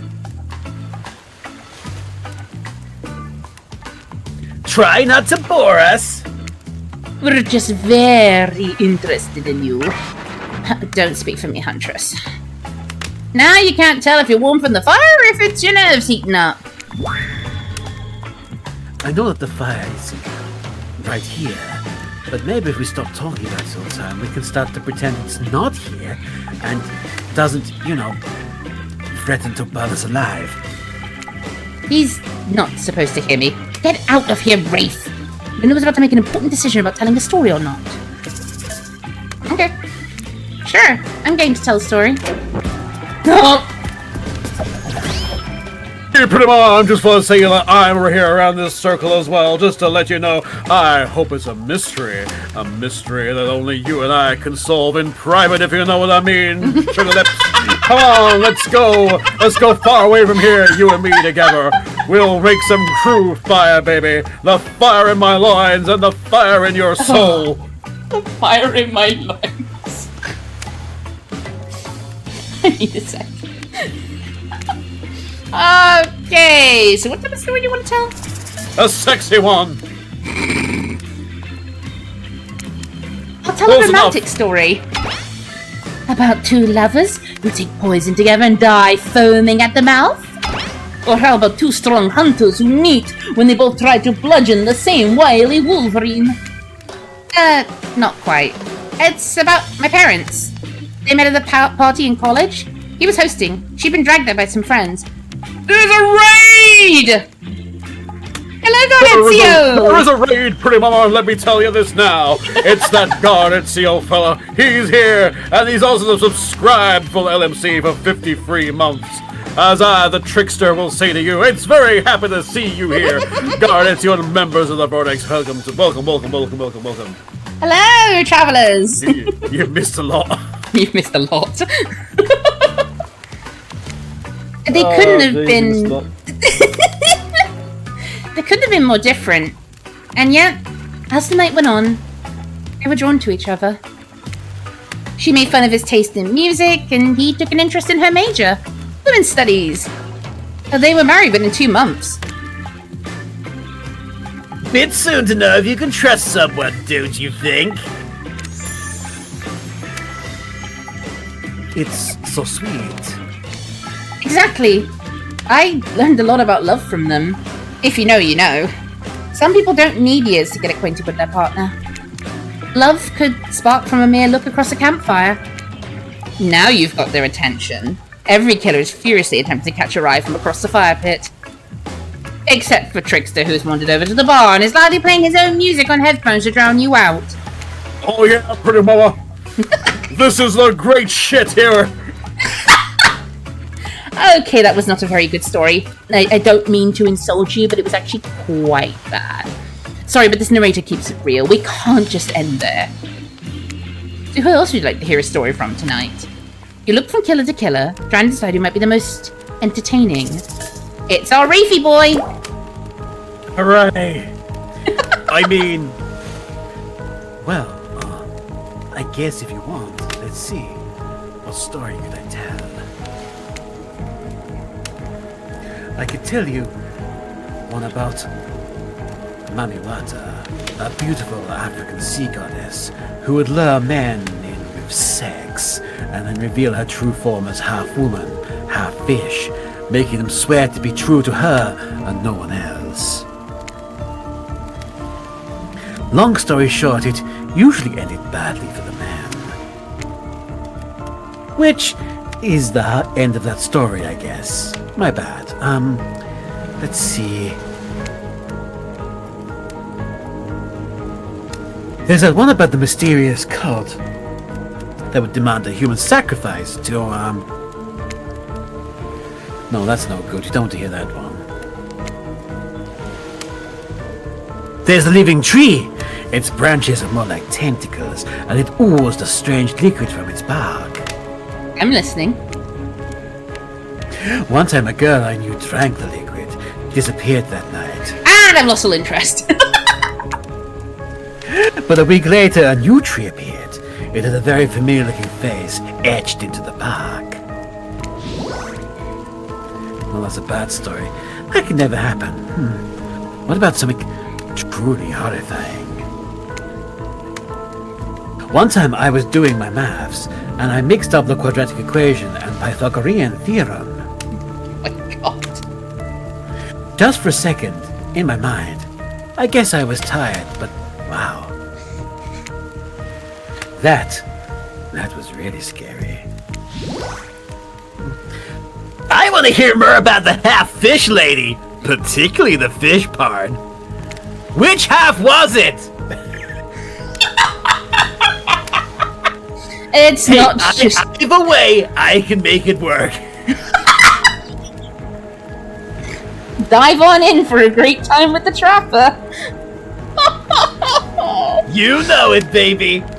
I'm still saying, the cue's right here. Just line up. It's not just you, Luna. Half the time I have no idea what the hell Trapper is talking about either. When you're hot and rich and extremely scary, you start to think people just accept whatever you say. How's story time? A lot of people like to take pot shots at sequels, but I think every good story deserves a follow-up. When you think it's the end, the sequel is almost never as rewarding as the original. That's why I'm much more of a fan of the episodic style of storytelling. Knowing it's a series takes a lot of pressure off its individual installment and builds a greater sense of community between audience and creator. Tell me, Luna, if you could delete any sequel from existence, what would it be? Don't answer that. We don't actually care. We're just here to make sure that we seamlessly move on to the next segment of the evening. God forbid my small talk get in the way of a romantic Twilight moment. Dwight, I'm gonna need you to shut your yak trap. You know that we need to get back to that thing we do when we're not on screen. Barking! No, Wait, I know, we already confirmed that wasn't happening. Okay, you have fun tonight, and try not to, wink wink, end up dead. I wasn't ready! Fuck! No one's ready for Dwight. No, it's all Dwight! Why did you say the words wink wink out loud? And what kind of double entendre are you getting at with the end up dead thing? Dwight is physically incapable of winking, not since the accident. And you do know that all these people are despicable criminals with double-digit kill counts, right?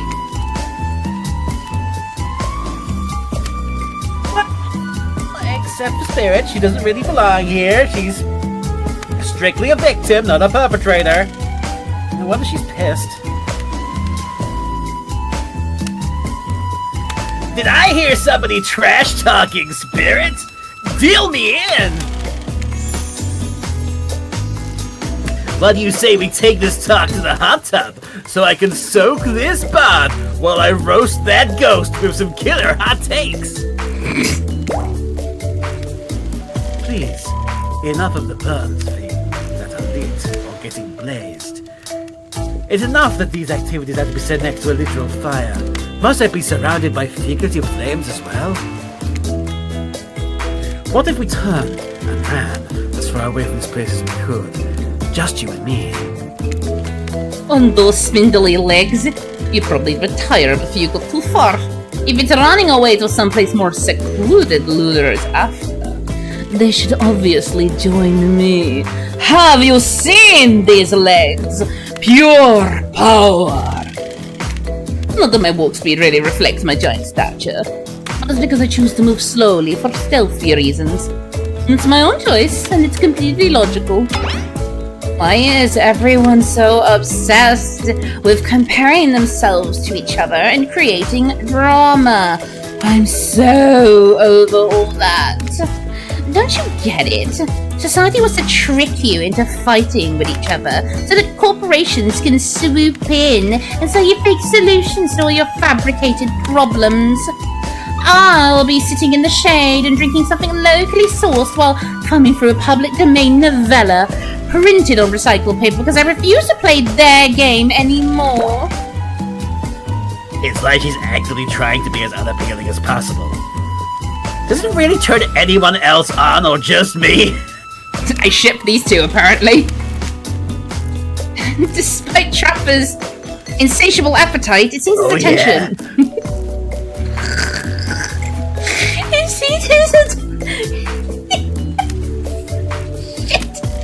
His attention, along with the attention of everyone else, is still on you for the moment. If you could, I don't know, just pick one of us. Maybe we could all move on with our lives. Or, some special projects we might have going. You heard him. Who would it be? Who will you head off for an evening activity? I'm just saying you might not get a ton of chances to date around like this before your time on Murderer's Island comes to a close. And no, I'm not satisfied with that name either, but with the streaming reality TV dating show boom happening, it's pretty much all that wasn't taken.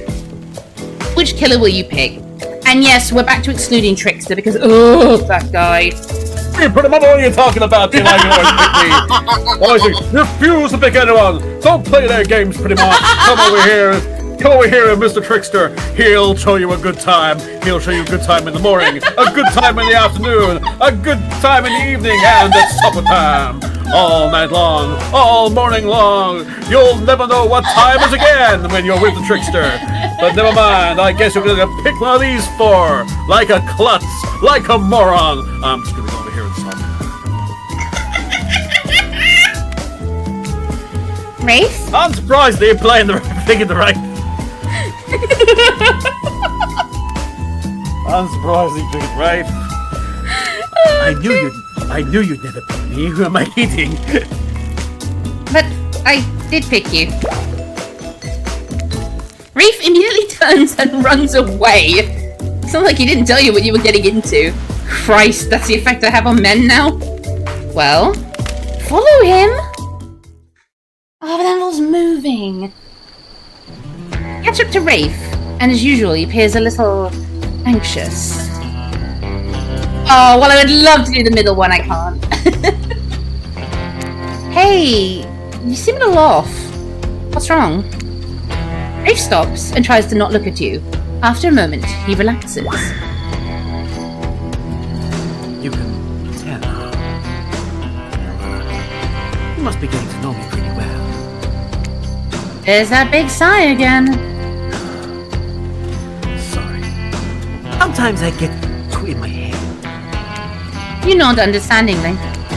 Well, maybe there's some way we can get you out of there.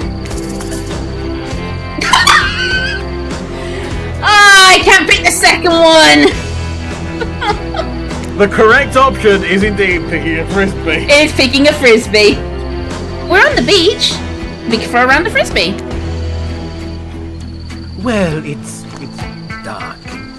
I don't really like sports.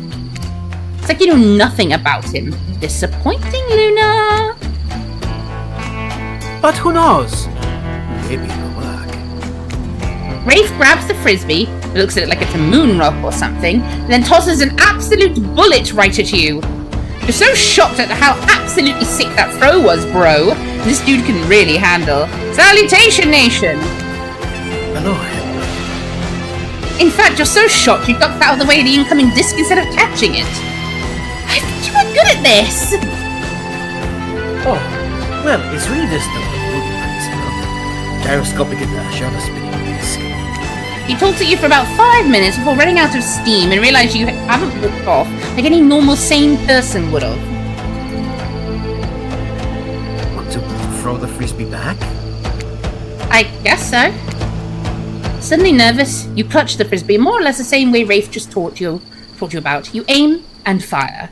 It wobbles a little bit and sails away from Wraith, before catching the breeze and sailing perfectly into his outstretched hand. I crushed it! Uh-oh. Wraith starts to tremble. Crush. No, never again. Can't crush. We're gonna hug the baby! You envelop him in a wordless hug. Sometimes silence is the best thing, you know? I wish Trapper understood that. Wraith eventually calms down, still looking away. Thank you. Sorry, guy. You don't need to apologize. Or explain. Wraith turns to you, smiling sheepishly. Wow. This day went by so fast, but guess it's over. I don't understand why it's... You strange, beautiful weirdo. The gang's all together again on the volley beach court. Seems like only yesterday you were sitting on the sideline watching everyone get sweaty. Oh, that's because it was? Oy. Feels like I've been here a lot longer than that, actually. It's so late that the sun is already beginning to rise. I get this over with quickly so that I mean, you can get some beauty rest. I do not recommend the internal damnation of Perpetual narrated them. Good thing you really used your time well since then. Really getting to know the gang, the brain, the mogul, the basket case, the psychotic bunny girl. You know, the 4 types of people. Anyway, everyone is gathered on the volleyball court for a new type of game. Pick your dream date and see who Luna chooses. Ready for a round robin? Oh, round are we cooking? no, not to eat, Huntress. Each killer gets 2 minutes to tell you all about the dream date that they planned for you tomorrow. In no particular order, which is a weird thing to mention, right? Almost like the order does matter. Huntress, why don't you go first?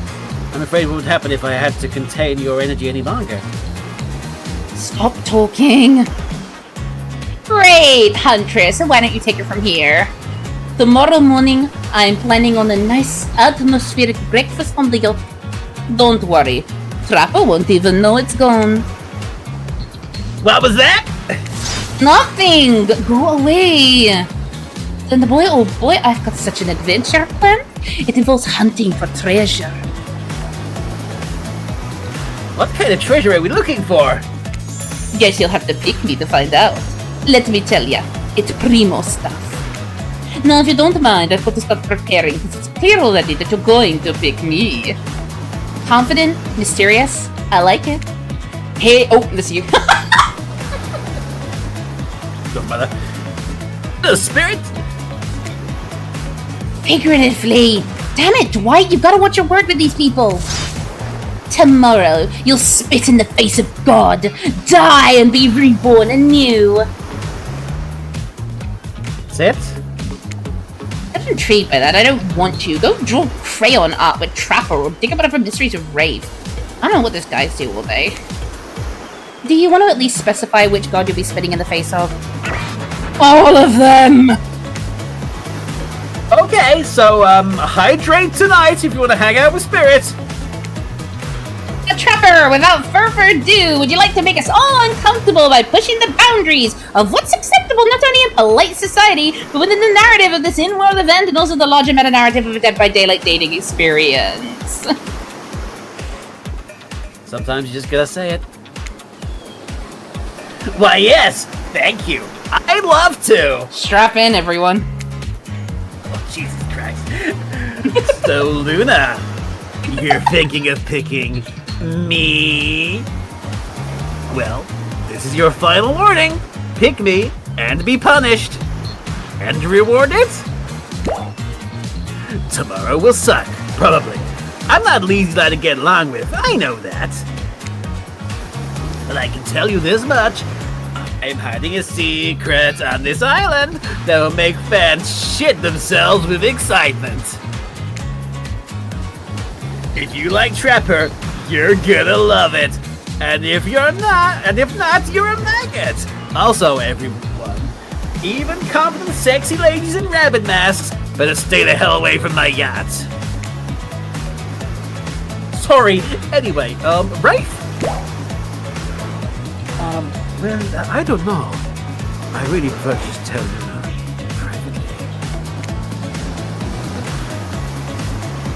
I don't know how that's gonna work with these game mechanics. What if you just whispered it to Luna? Wraith considers this for a long moment. Too long. That's fine. Oh, God help me. Without moving, Wraith lowers his voice to a barely audible whisper.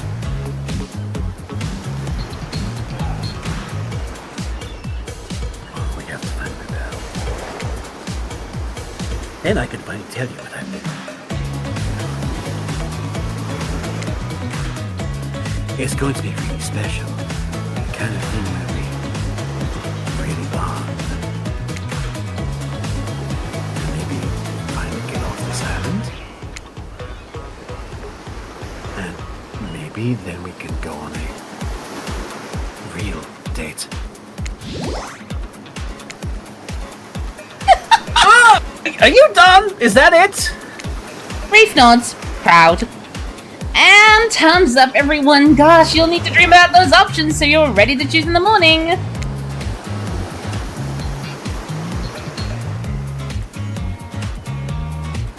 Now, go dream about all these swoon-worthy options so that you're ready to make a choice come dawn. Have a swell night. Did you two forget to mention something?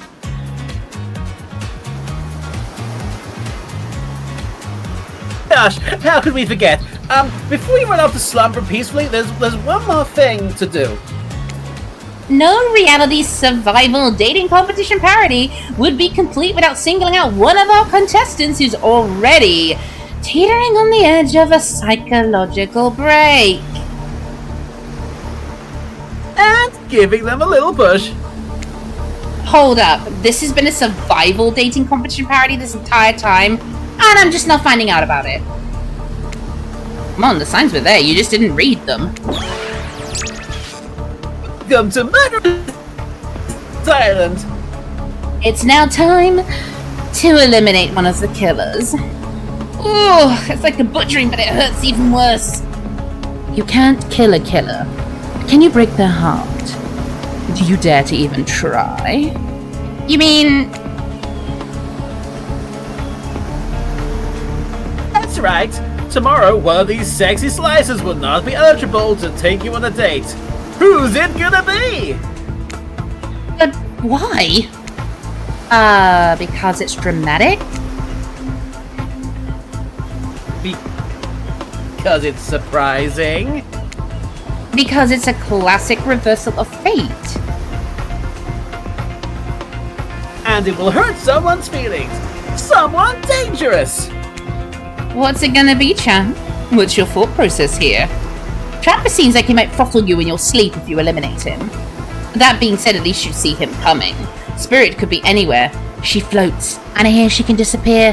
Hard to track. Ugh, if you get rid of Wraith, he might cry. And although I totally support normalizing men crying and being vulnerable, it just seems like he might be an ugly crier. Huntress? Well, she might pretend to be okay with it, but then you'll start seeing her behind every tree. What I'm trying to say is, I don't envy you, boss. So much sociopath for you eliminating. Oh god, okay, so we don't pick Wraith, so we have to pick one of the other three. Honestly, if there's a chance that we don't hate from Trapper as much, please pick Trapper. Is your throat starting to hurt? Throat's killing me. The Alex Franklin curse!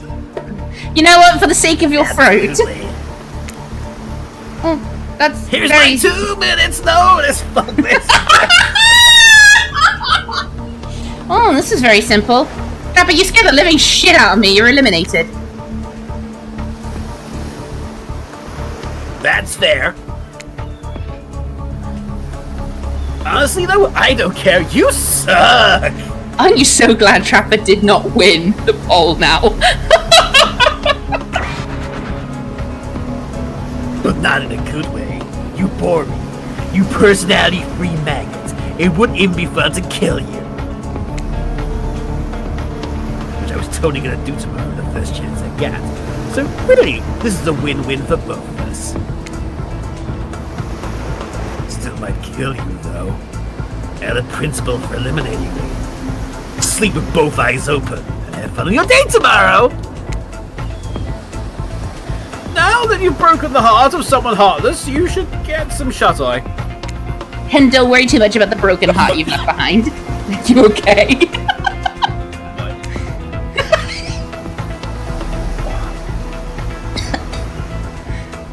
Because of course they'll be receiving a consolation prize! They might not get to go home with Luna when this is all over, but they'll never sleep alone again! With this lunar body pillow! No! I will, actually. What a fantastic prize! I'm pretty sure Trapper See you later, I'm off! I think Trapper would just punch it in the face repeatedly.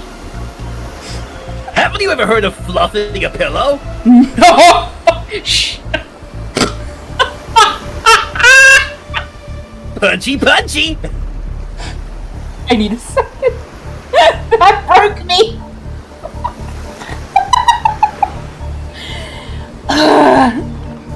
That's right, we're sending our eliminated player home with... Oh god! No, the mostly new Trickster body pillow! The best thing next to the real Trickster! It might not hug you, but it's definitely worth a try. It definitely won't try and stab you. And how do we know? Because I've tried it. That's right, it's Dwight tested. Claudette approved. I hope you sleep well tonight, Lunar. You're my hero for what you've accomplished. How can you sleep tonight knowing what you've done? Oh, no, not because of the guilt. I mean, knowing that there's a legitimate homicidal maniac who hates you so close by. Ezio. How can you sleep tonight? Ezio's not the homicidal maniac. Or are you referring to his comment? How can you sleep tonight, knowing what you'll do tomorrow? I don't know how you do it, but you better go before Dwight and Claudette come back and put you to sleep themselves. You know those two. Schedule. Wow, what a crazy way to end the day. An elimination? I didn't even know it was that kind of a game. Let's check in with everyone, especially with our loser. Everyone deserves a send-off. You can't escape it yet. In hell. We'll see how things go tomorrow, I suppose. I'm not expecting anything. I tend to shut my mind off during hard times. I know I seem all excited and devil-may-care, but the truth is I'm really a pessimist at heart. That tends to happen when... Your mother escaped by an elk when you were young? Yeah. How'd you know? Well, guess. It's also the only thing you talk about.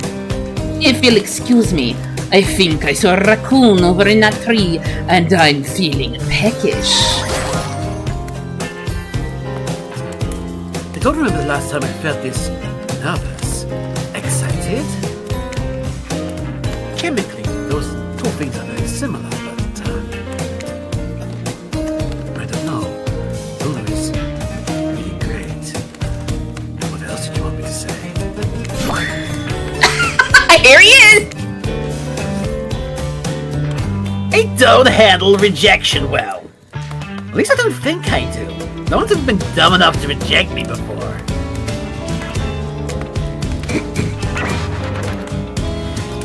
I think about it, the angrier I'm getting. And I'm a giant rage monster. So everyone in this room should be really scared right now. Turn the camera off. Oh, did I think there was a chance I might get eliminated? Yeah, I did. Did I care if I got eliminated? Not even a little. The volume of words I spend talking about how much I don't care about things, signify a deeper yearning within me to be seen, heard, and validated by those around me. Nah. What? No, you're not part of this. You don't get a confessional. It's cool, Primo, I'm not part of anything, you feel me? I'm not a cog in anyone's machine. I'm in my own machine. And do you want to talk about my machinery, baby? Well, come on over here. The Trickster's here, and he's waiting for you. He's waiting for all the pretty mamas out there. The whole thing is pretty cute, though. Charmingly low-budget, old-school marketing vibes. Not gonna lie, I kind of wish it wasn't so busy right now. That would be down a reality show-style dating competition with the survival elements. But I got my new album, my upcoming tour, finalizing the new sneaker line, producing a limited series on my life, starting a new social media NFT crypto app, and got these private gigs over on the IP Island. My dudes, you gotta check it out, IP Island, it's dope, it's where the real killers are hanging out, fully licensed, no legal drama, lawyers take a hike. Also, did we mention the fact that the Halloween franchise is leaving Dead by Daylight? I've got bad news about that. He's going the way of the Cenobite. He's going the way of my old buddy Pinhead. I'm wishing I'm gonna miss that Mars fellow. Sings a great country song if you get him drunk enough, you know. I'm gonna tell everyone that Trickster said that about them, don't worry. I'm talking your favorite established characters from all over pop culture that can't be seen on this island. Hell, you probably can't even mention them, like Ghost... Don't you say it! Look, we get it, you're very popular and in demand. But we have a game to get back to, and I don't want to get sued! But these abs, honey, these abs. Ghostface! Come on! Whatever, I don't care. I'm the Trickster, baby. I'm the Trickster. Look at these abs. Look at how much they shine in light. Look how my nipples have completely disappeared from this image. It's fantastic, I tell you. I'm the Trickster. Where are they? I'll be seeing you around, Luna. You too, narrator. Maybe the ocean as well. I'm aware of everything. I am aware of all the walls, including the fourth. I'll see you later, baby. Hoo-ha! Man, I'm pretty. I have a name, you know. You do? Yes! Seriously, they do not pay me enough to deal with you people. Is it my turn? What? No, it is not your turn. You're sentient water. How are you even sitting in that chair? What's a chair? It's the thing you're getting all wet. Now it's gonna smell like mildew. Okay. Rude. Fine. Let's just get this over with. It's your turn, Ocean. Do your check-in. Check-in? No, I was just looking for the bathroom. Bathroom? Are you serious? It's down the hall to the left. It's okay. Never mind. Never mind? What does that mean? No, not you too! This wasn't meant to be confessional time for literally every character in this game. It's okay. We don't have to confess anything. We've just been working our asses off for 2 days straight and want to sit down somewhere. This chair is wet. Yeah, I think the ocean just peed on it. How is that? You know what? I don't care. You two are looking pretty pleased with yourselves. I got something to confess. Oh, great. What's it gonna be? You ate glue in the 2nd grade? You cheated on an algebra test once? Watching Trapper get eliminated was the first time in this unending spiral staircase of pain that is my life, and I felt even a modicum of joy. Every minute that I'm alive is a nightmare. This place, the sun, these sweet sugary drinks. It sounds fun for a long weekend, but for an eternity? The unrelenting rhythm of crashing waves and wailing seagulls. There isn't even a Steve involved. It's like a crescendoing saga of evil that makes me question the very foundation of the universe. Why am I here? Why are any of us here? What kind of sentient being would be doing this? Please! Erase me from this existence! Make it so I was never born! Pull the plug on this experiment and let my soul be free! And please, please, get me out of this polo shirt!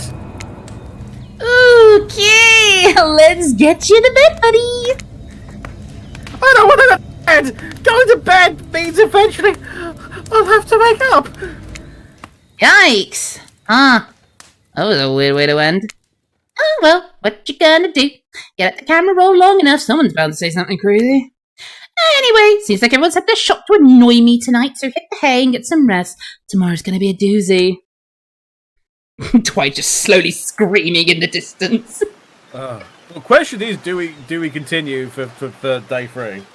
I think we should. If you don't want to, then we can stop. I'm just sort of... I think day 3's final day, right? Yes. Okay, hopefully it's going to be quicker. You the hope. intro of day 1 is so damn long. It really is. Unnecessarily Oops. long. And I just skipped dialogue by accident by tabbing back in. Oh, well, that's fine. Don't worry. What's that? You don't know about the killer crabs? Oh, right, you didn't go on the Huntress date. You've really missed out. It was thrilling. Guess it would have been. You'll have to play the game again to get that reference, I suppose. You pull on your beach attire and splash water on your face. Dwight and Claudette approach. Isn't that look on their faces excitement? Terror? You notice your stomach flutters with butterflies. Someone's in love. Or you've been infected with zombie butterflies in your sleep. Well, that's happened here before. It's probably a love thing. It's time! Claudette just over to the beach where the killers all stand, flanked by tiki torches. It's a scene very reminiscent of a TV show you used to hate watch with your ex. Suddenly the message is clear. You're going to declare your affections for a killer in front of several other killers. Hey, isn't Trickster supposed to be here? We paid him good money to make some half-assed cameos in this show. I'm gonna chew his agent out. Before they walk you over for your big moment. A little birdie told us that someone in particular has an extra strong crush on you.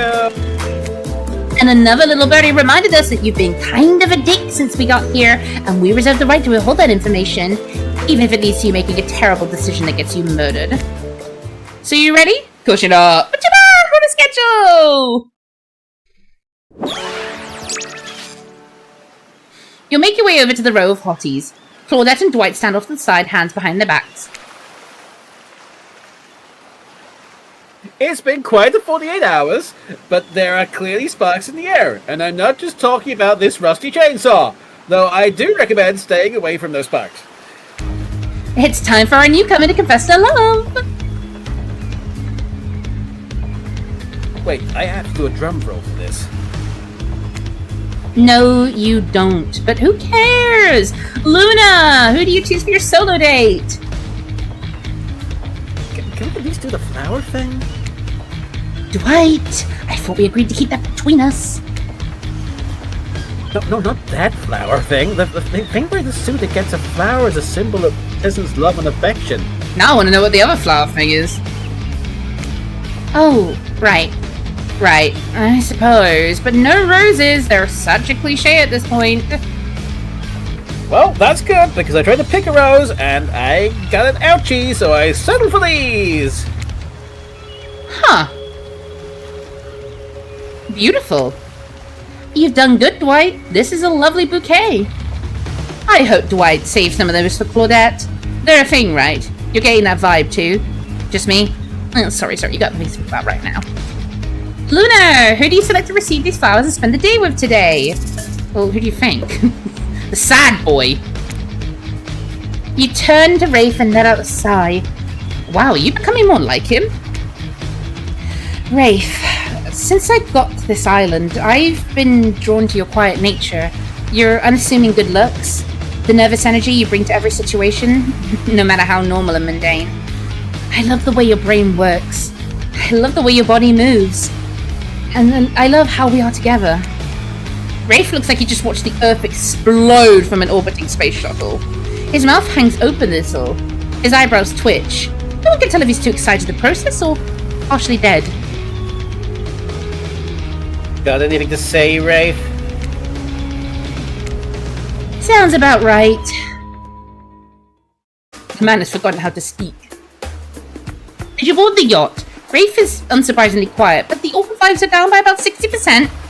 Good job, I guess. It was nice to trap at the volunteer's yacht at the start of this day-long day, but a bit dismissive and said that the two of you were so boring, the yacht itself wouldn't even notice you were there. What do you know about fun anyway? He wears an old-timey one-piece bathing suit like the strongman for some bygone carnival. How did you get that actually is a little fun? Wraith just has a regular old button-up shirt and shorts on. No, now's not the time to think about Trapper and the way his vintage singlet hugs his curves just right. That's what he wants. Classic Trapper trap. You're here with Wraith, remember? Who you chose for some very good reasons you must have, I'm sure. You cast all other thoughts out of your mind and stand at the edge of the deck looking out at the ocean, wondering what's out there, where you even are. The gentle rocking of the waves feels comforting as you turn to face your paramour. Wraith can barely look at you. Is it nerves or something else? I can't believe after spending so much time with you, I still want to do it more. I'm only going to disappoint you. You could never disappoint me. Well, we'll see about that. We still have a full day ahead of us. Speaking of which, what exactly do you have planned for me today? Before we get into that, I need to tell you something. It's about me, but ultimately more about you. We spent a lot of time together. You know me pretty well. You know how easily I get flustered, how introverted and in my head I am. You know I'm awkward around other people, triggered by the sight or talk of money, weird about intimacy. But you are incredible. Kind and patient. You've put up with my quirks. And after spending so much time with you, I feel like I've changed. Something about you puts me at ease. I feel different. And that's good. I had to change in order to spend this day with you the way I want. Because I love... Almost there. You still can't say it. That's okay though. You smile at him warmly. See, there it is. You always know how to comfort me. I haven't had that in a long time. Anyone I've been close to has abandoned me. Usually against their will, but it still hurts. So, why bother trying to connect with anyone? They're just going to be brutally murdered while I watch, or overhear, or sleep through it. You put your hand on his shoulder. All I want is someone to love, a family to care for, not judged by evil or greed or power. A small house in the middle of nowhere. Never bothered by anyone. You're the first person forever I felt I could see a future with. Wraith holds up Azeroth's skull. My story about the man who pulled out his boss's skull and spine. That was about me. You almost tell him that you know. Everyone knows, but decide against it. Too long have I been attached to Azeroth's skull. And what is going on with this music? Jesus Christ! Are we having a romantic discussion, or are we having like a gunfight at dawn? What the fuck is going on? A little bit of column A and column B. Yes. Anyway, too long have I been attached to Azeroth's skull. I have let it define me. No more. Wraith tosses the skull into the water. As he watches it sink, you notice a gold coin on the ground that dislodged from it. You know how Wraith is with gold coins. What do? We will pick up that coin. Pick that up, coin. Yes. Typing through me. Good call. Never know when this might come in handy. Wraith turns to you smiling. He seems like a new man. Let's go back to the dump. What a romantic sentence to start this day with. As you walk into the cosmic dump, Wraith oozes nervous excitement.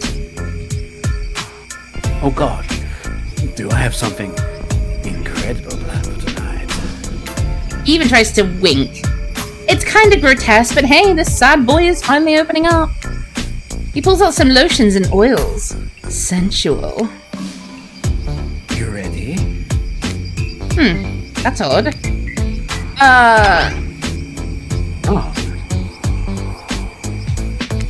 No, it's just you're holding Azeroth's skull again. You just made a whole big thing about how you feel like you've changed and you're not defined by it, and you threw it away. Yeah, I did. Azeroth was terrible, and I am no longer using his skull as my security blanket. This is his brother Paul, also a really bad guy I took care of. and not so we didn't have to redo the art for this particular character at this time. I have 20 of these things, all real bad guys. Oh, well, guess you can't really change some people. Anyway, back to our exciting night in the All Nights. I'll stay here and prepare. If you want to go find my bell that goes ding dong. He takes a step closer and whispers. Ding dong.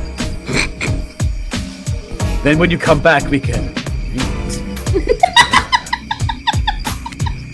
Wow, what does that even mean? I don't know, but it seems very exciting. And look what you've done to this anxious, shy boy. He's losing his inhibitions.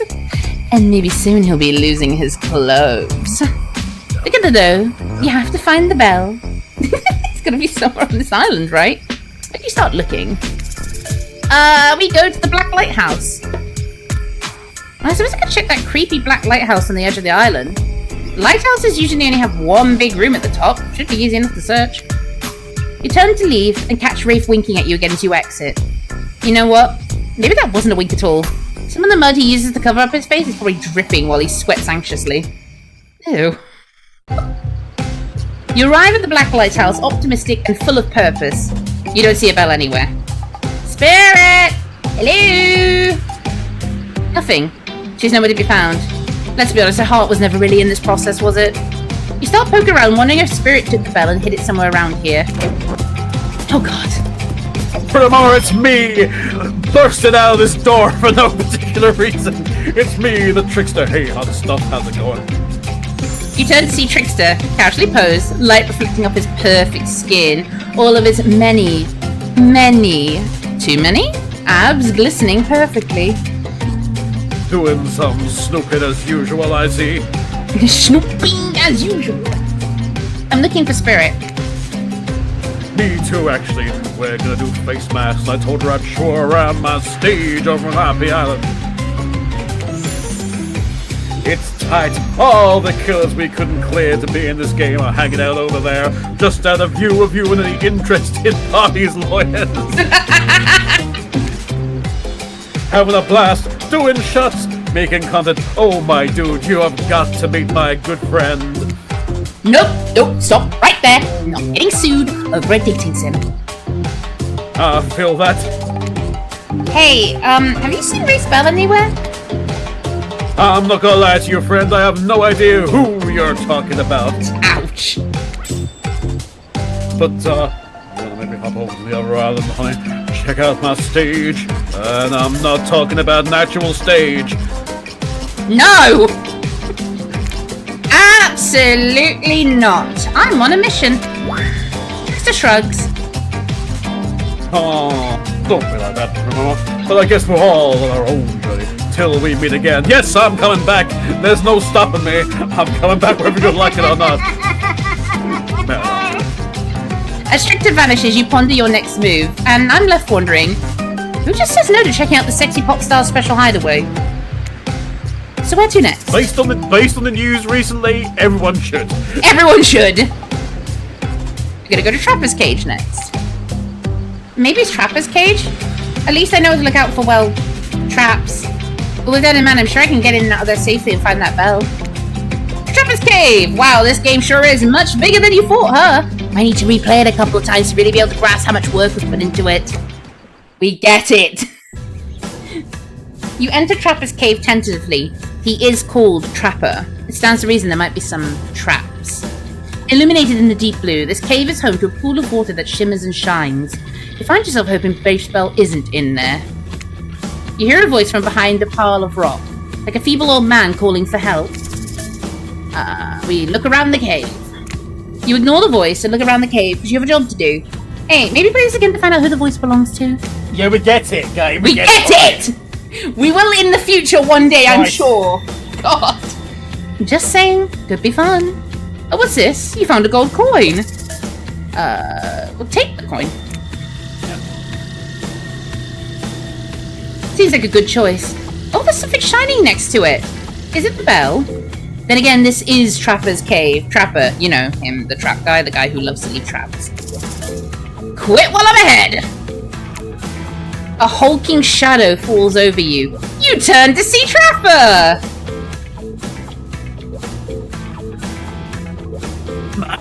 That was a bear trap. And I'm the bear, as if you didn't know. He cleaves you in two. This is hard and weird, but it's almost like eliminating Trapper last night made it even harder. What? What? What?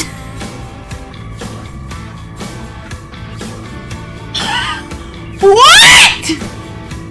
Try again? Wait, hang on! Should I not have eliminated him? Oh no, we're all the way back here? Oh! I hope I'm not stuck in a dead end.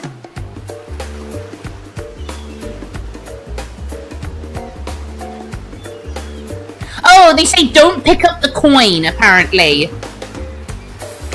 Okay, well, we will super skip. Blah, blah, blah, blah, blah. We've already seen all this. You could never disappoint me.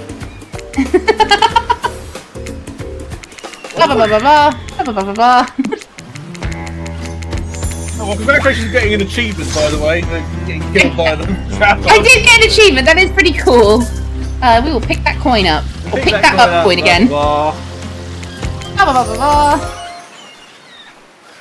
Well, if we're going back around this route, should we say yes to the island for Trickster or just leave it? I mean, if it's right at the beginning, I guess we could. I didn't know that would kill me. Black White House. This goes against the guide, by the way, guys. Someone left a comment apparently at the bottom stating that, yeah, you shouldn't be picking up the coin. Anyway, right at the Black Lighthouse. Blah blah blah blah blah. blah, Hey, blah, put blah, them on, blah. do you want to go to IP Island? It's very important. Hey, stop skipping through all my dialogue, honey. I have very personal little screen time as it is. Look at this. Okay, IP Island, just want to go on that. Okay. Check out my stage. Yeah, sure. Maybe Spirit's already there. Trickster smiles. Just about as you ask how he plans on getting you there, you blink and you're there. Trickster's private stage on IP Island.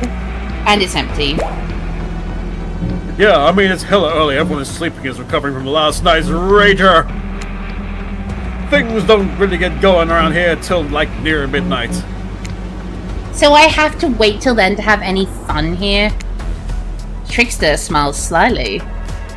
Oh, I wouldn't say that.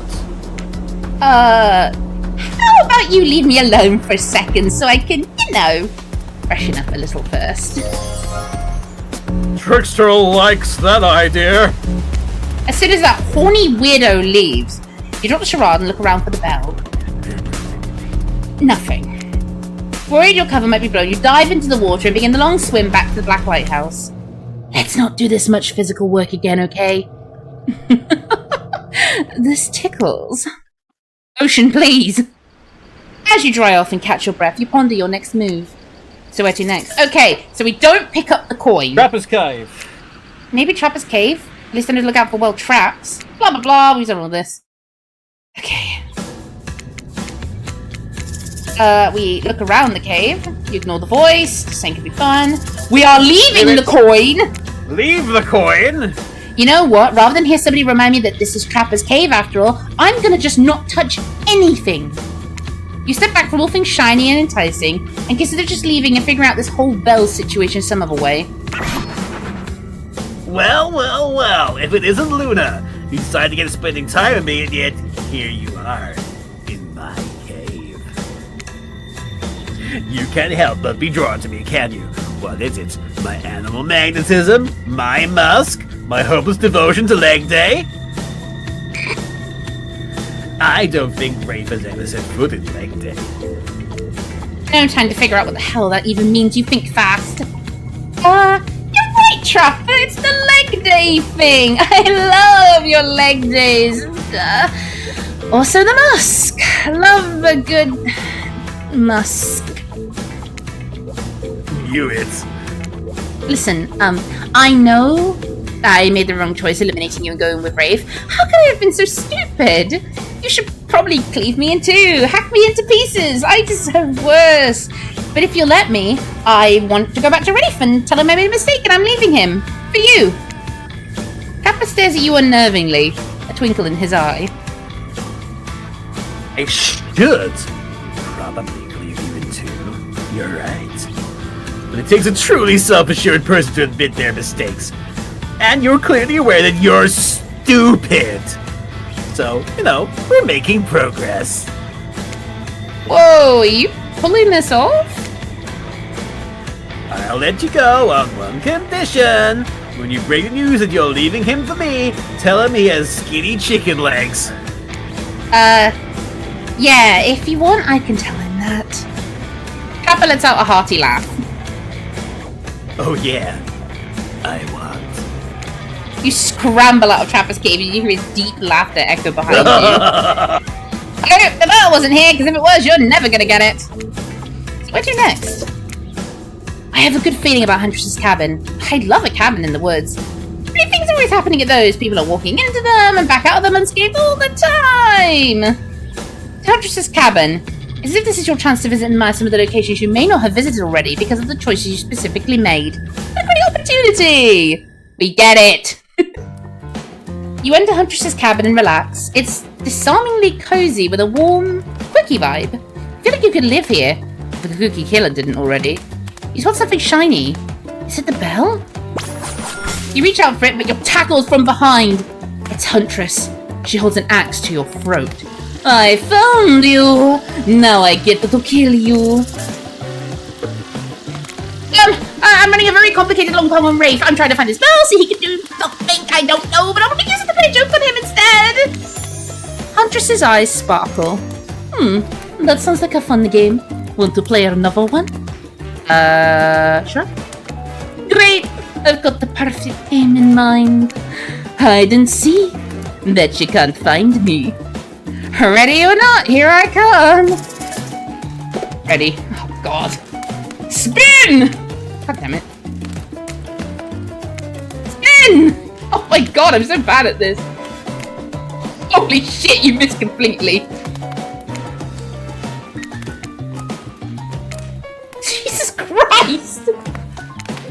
I'm not sure anyone actually taught you how to play. Oh, but this doesn't change anything. What do you mean? I'm still mad you broke into my house! Oh, which is too bad, because maybe I do know something about the bell. Maybe I'll tell you later. We'll see. Huntress goes into another room and you realize you're not going to get anything else here. Except possibly killed. I've got bad news for you. You've already searched the spots that Spirit and Trapper hang out. You even checked out Trickster's stage. Would have been nice if an actual concert was going on, but hey, maybe in the sequel. And now you've also searched Huntress's cabin too, and managed to not get yourself skinned. However, just having your skin, as remarkably sun-kissed as it is, isn't as good as having your skin and Wraith spell. Looks like you're just gonna have to admit defeat on this one and head back to Wraith empty-handed. You tried hard. You really did. If you were a game, I'd give you a good review.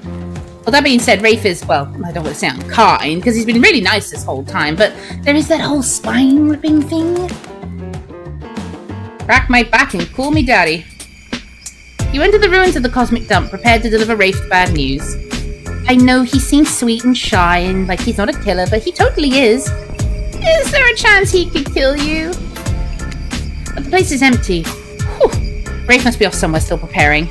Whoa, what are you gonna do? You still don't have the bell. I don't know. I'm trying to figure it out. Who are you talking to? I'm just pulls up from behind one of the giant obelisks, smiling behind her mask. I followed you back here. It was fun, like a cat stalking prey. Oh yeah, that sounds fun. After you left, I was thinking, I want to tell you about the bell. Oh my god, Huntress, thank you! But it's going to cost you. You empty your pockets and hand over all your gold coins. Ooh, sparkly. Okay, so Wraith spell. I saw Spirit with it yesterday. She was walking back from here and she said she was eavesdropping on your date. So when you weren't looking, she stole it to sabotage your budding relationship with Wraith. I think she had something about the cringy Truth or Dare game. I think they had a fling or something and she's still mad about it. Not who knows. She's definitely mad about something. Even though it's rusty and old, it's still kinda shiny, so I offered to pay her for it. But she said she had the perfect spot for it picked out at the top of her lighthouse. Oh great! I need to go back to the lighthouse and deal with Spirit. Tell her else to buy it from her. Oh great! I need to go back to the lighthouse and deal with Spirit.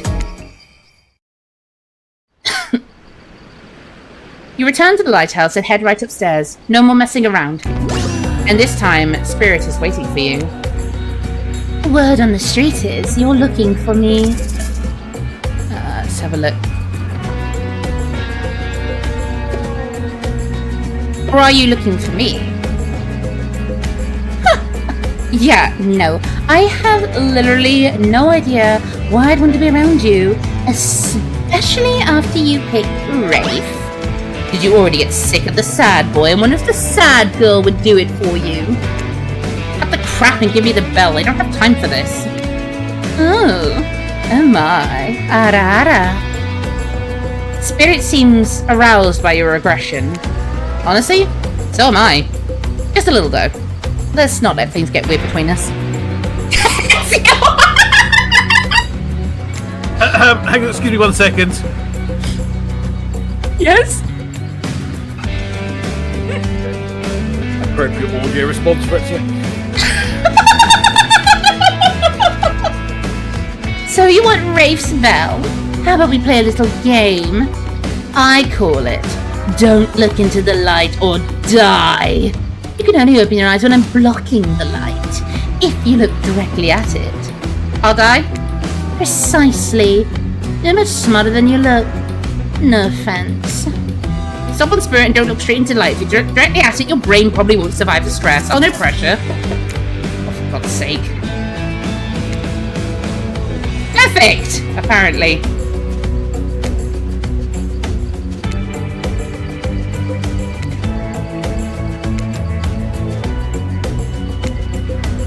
not bad. Perfect! Wow, I got 4 out of 5 on that, I'll take it. So the light isn't completely fatal, I guess. Only half your brain and a portion of your soul was damaged. The rest seems to be mostly okay, as far as I can tell. Spirit hands over the bell.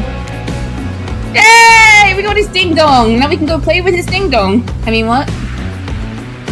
Now please leave me alone. Gladly. And with that, you march triumphantly back to Wraith. We're nearing the end, guys.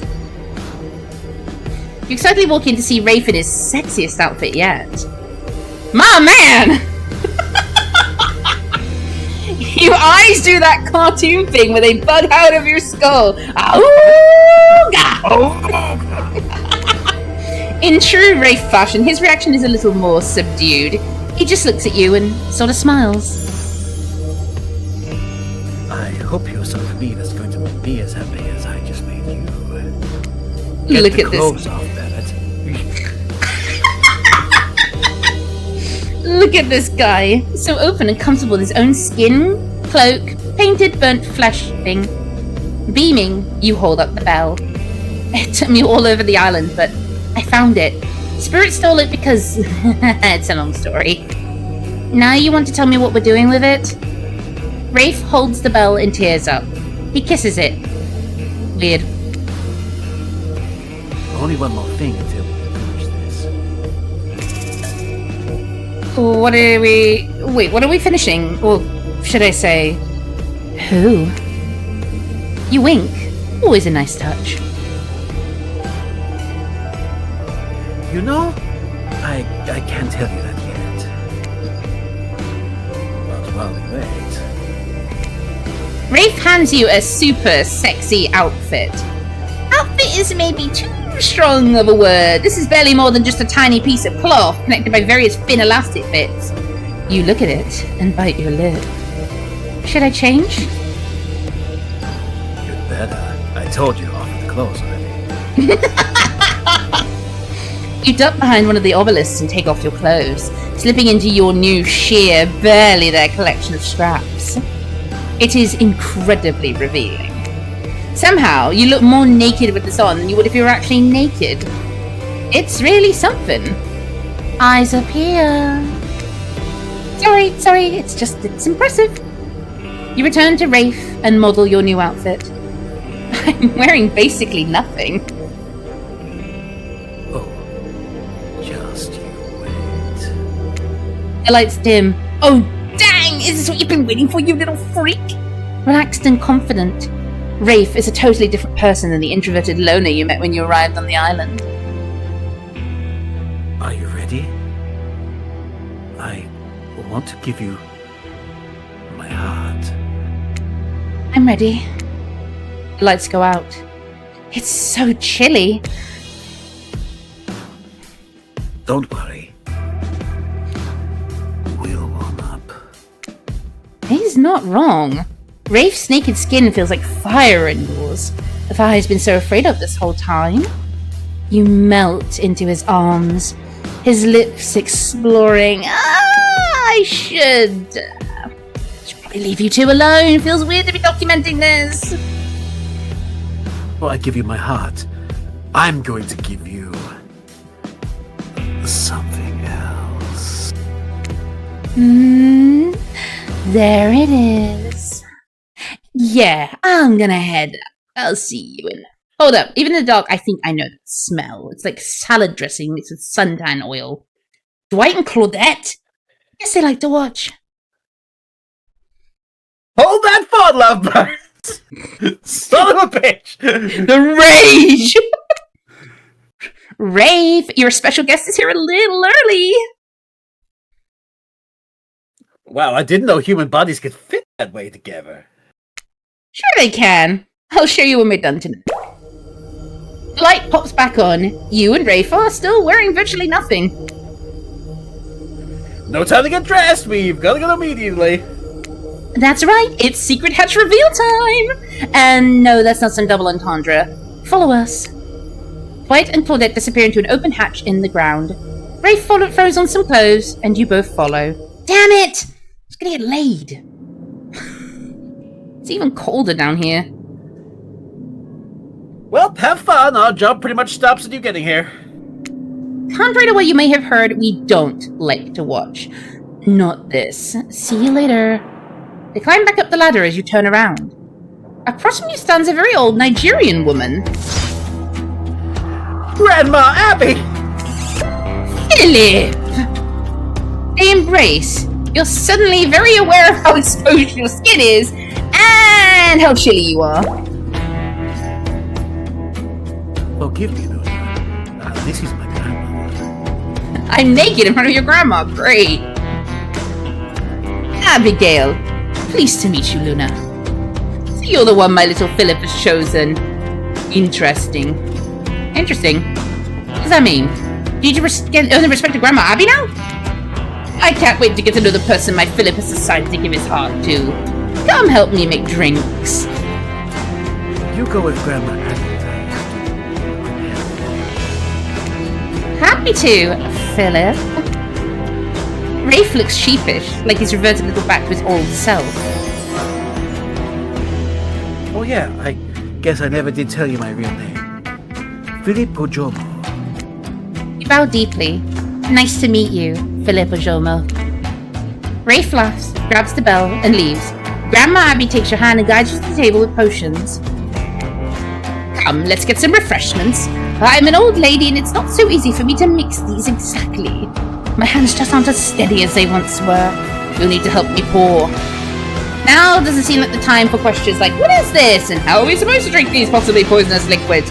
Just get to it. Fill that cup up. Oh my god.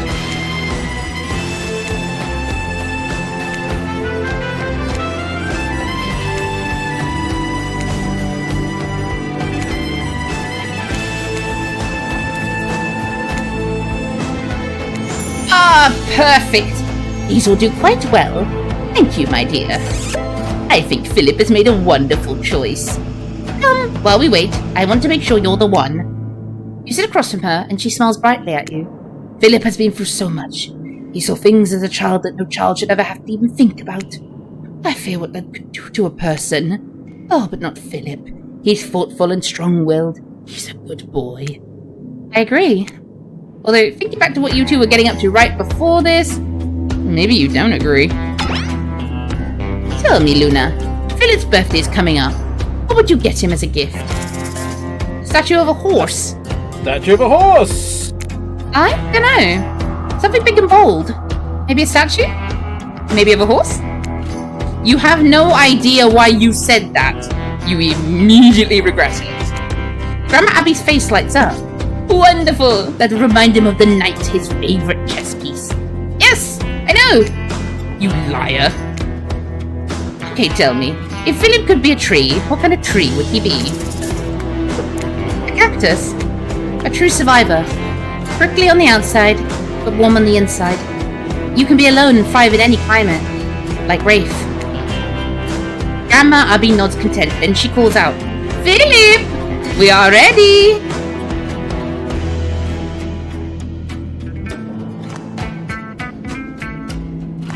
Give me a couple more minutes, please. She turns back to you. Well then, how about a game to lighten the mood before our big event? Maybe we could do some constellation trivia, or play cornhole. Oh, how convenient, you may have played one of these before.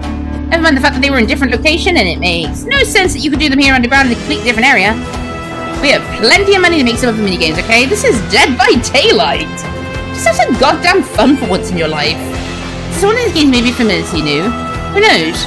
You might get an extra relationship status boost if you try the one you haven't before. We're gonna do the constellation trivia! But what do I know? I'm just an omniscient narrator. I know a thing or two about constellations. You're on. Hey, who doesn't like answering random questions about constellations in the bizarre and high-stakes situation? And look at us! We're an educational game too! Grandma Abby sizes you up. Okay then, what's the answer to this? The constellation roughly translates to sea whale, and is located in the region of the sky alongside other water-related constellations. Cetus. Grandma Abby cocks an eyebrow, perhaps realizing she's underestimated you. You smile proudly. You're right. But maybe that was just a lucky guess. Okay, next. What do we call the constellations located in the ecliptic, or the path of the sun? That is the Zodiac, baby! Grandma Abby shrugs. That's right. Good to know you can get the easy ones. Last question. This constellation was first described by Nicolas Louis de la Carre and roughly translates to pendulum clock. Oh god, imagine trying to do this without the guide! Holy shit! Horologium. Abby nods, impressed. Okay, I thought that was tough, but you got it. Good job. Hey, you got all three right. Looks like Grandma Abby is pretty impressed with you. I'm glad you got a moment to relax. Sorry I yelled at you earlier, it's been a long game. Yes. It has been. Wraith re-enters holding the bell. It looks brand new. I think we're ready. Time to pick up. Grandma Abby hands out potions, drinks you made. First to Wraith, then herself, then you. She stops and looks at you. She stares you down intensely with a sweet smile on her face. No matter what you do, you cannot abandon my Philip. Do you understand? He's been abandoned his whole life. I regret leaving that bunker. His parents regret leaving our village. He's here now, and he's opened up to you of all people. You cannot betray him, or I will haunt you from my grave. And my spectral form is not as nice as this one before you right now. Oh, haha. Thank you for that advice. Of course, dear. Where were you two before I arrived? We're about to play a board game! Fully clothed, of course! It's okay. She knows. She does? Of course I do. It's a requirement of the ritual. The what? Grandma Abby, Wraith, and Wraith stand up and walk to the wall with hanging chains and locks. Are you ready? Yes. I am finally ready to leave this place. As Grandma Abby places Wraith in chains, your jaw drops. What is happening? This is what we've been working towards. This is how we consummate our relationship. The cult of the Black Veil would do this ritual to leave and return to the island. One lover would be sacrificed, and the other would do the sacrificing. So, here I am, ready to move on, to be sacrificed. No, this is crazy. I don't even know what to do. That's why Grandma Abby's ghost was summoned to help. Philip's heart must be removed, lit on fire, and the bell rung. Everything you've done here has been building to this. Oh. In shock, you look up at Wraith, arms and legs splayed against the cold, mossy stone. You have to do the ritual. You have to carve out my heart. You don't get an invitation like that every day. Sounds like fun, doesn't it? You've done so well. You've earned it. We're almost at the finish line. You didn't think I brought you all this way without a plan, did you? What kind of sinister body of salt water do you think I am? I'm sorry I didn't tell you before. I couldn't. You never would have come with me on this journey. A disturbingly calm Grandma Abby hands you a jagged dagger. It seems far too dull for this job. All he wants to do is leave this place. With you, you can make that happen. Those who slay together, stay together. Grandma Abby, still witty under very intense and disturbing circumstance. This ritual required sacrifice on both ends. We both need to be in love with each other. I love you, and I've been waiting to give you my heart. Please, take it. We will accept his love. I love you too. Stifling tears, you accept the dagger from Grandma Abby and after taking a moment to compose yourself, plunge it into Wraith's chest. He winces and groans as you slice him open. I'm sorry! As you dig the knife in, Wraith reaches out and brushes his thumb across your cheek. Even in this nightmare situation, your heart races and your cheeks flush red. He smiles through the pain. Your hair was covering your face. I wanted to get a better look at you. Awkward! Not as awkward as what you're actually doing, though. which, to remind you, is plunging a dagger into the chest of your beloved right after declaring your love for each other in order to remove his heart for a strange ritual that might be complete bullshit. Real Romeo and Juliet vibes. Wraith goes limp as you insert your hand into the gaping hole you've made. It's slippery and warm, and you're not a doctor. How are you supposed to... Oh no. There it is. You've slipped your hand under his ribcage, and there is definitely a heart. You try not to vomit as you wrap your fingers around it. Take a breath and pull. It slides out surprisingly easy. Grandma Abby snips some arteries and vein and takes the heart from you. Covered in blood and tears, you watch her put your beloved's heart in a stone dish and light it on fire. She takes the bell, looking fresh and shiny and new, and rings it. There is a blinding, flashing light. In that instant, you worry you've killed Wraith for nothing. And then, blackness. Through the darkness, you hear the sounds of the wave lapping. It's calm and still, just like when this journey began. Remember that? Feels like it was just 3:08 ago.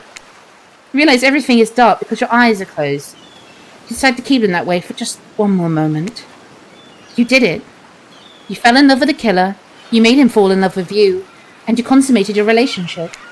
By agreeing to sacrifice him in a questionable ritual in order to get off this island. Did you do the right thing? Did you play the game correctly? Apparently I did! Damn, son! You open your eyes. You're still here, but you feel a weight has been lifted. You look to your right. Wraith is here. Alive. He has stitches on his chest. Your love is alive, but the ritual didn't work. What is going on in this place? Outside, Claudette and Grandma Abby bury Dwight in a hole, sculpting him into a sandcastle in the shape of a T-Rex. We could join them and play in the sand, or we could get down and dirty right here in like Cabana. Let's leave him out there until high tide. Maybe longer. Wraith smiles. Hang on. If Turbo's still there, this one's for you, buddy. That's Dino for I love you. And also... The end.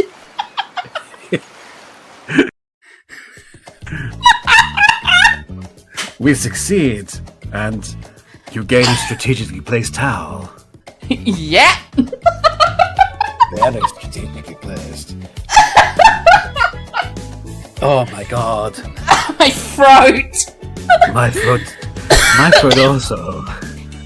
Yeah, you actually. I personally really enjoyed every second of playing the fucking Trapper. Honestly, I don't know what I was doing it. I'm doing it like a slightly different way than I do normally, and I need to figure out what was the way I originally did it. Because that hurt. I don't know how Alex Brightman does a voice like that for Beetlejuice of all characters. He's doing he's like false vocal cords and stuff, where I'm just doing. I'm just doing just vocalization, and I don't have the benefit of a sound team to adjust. So, well, there it is. Influencer management team lead Gabrielle Malvar. All of these people are dead now. Wayne Miazza. Yes, absolutely. Ozzy Osbourne, he is dead. Oh my god! Too soon.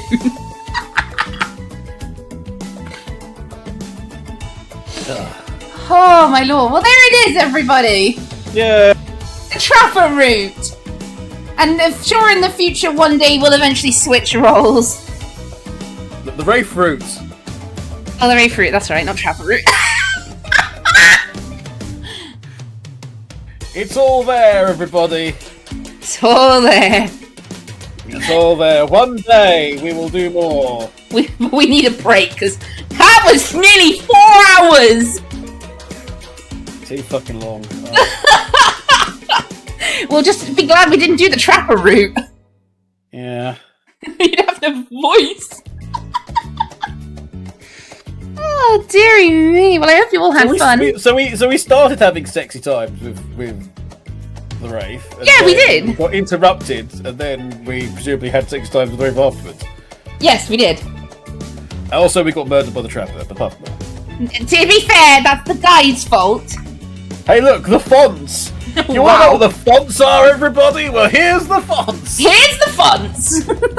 The benefits of licensing that you have to do now. Actually, here's the fonts. Okay. Thank you for playing! Yay! And thank you for watching! Thank you!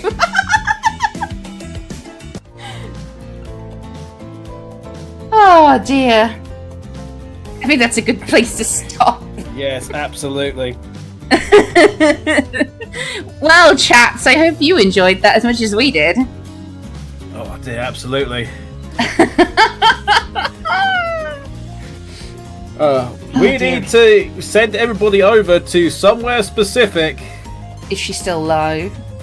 Yes, she is. There's an anniversary going on as well, apparently. Oh, we need to help her with festival if she's got room for both of us. Yeah, we're gonna head over there, but we will be off stream. Yes.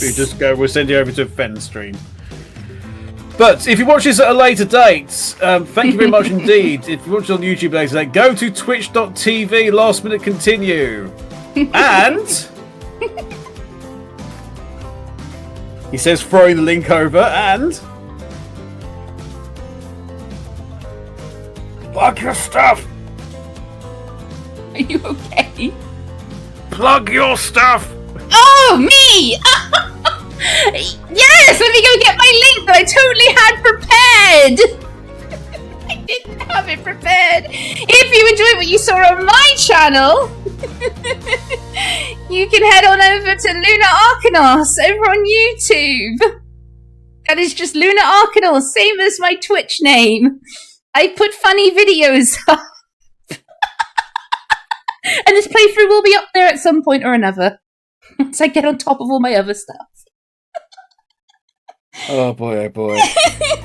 Right, we will see you very soon. Not with this, with other things. We're going to both raid you over to Fennecu now. And then go harangue her and help her drive. Earth's there too. Earth's there too, so... Oh, awesome, right. Be a full Team Terabad squad. Let's go. So if you want to watch that, join us. More specifically, let's get you going. Off you go, everybody. Have fun. Thank you all for watching. Yeah, like I say...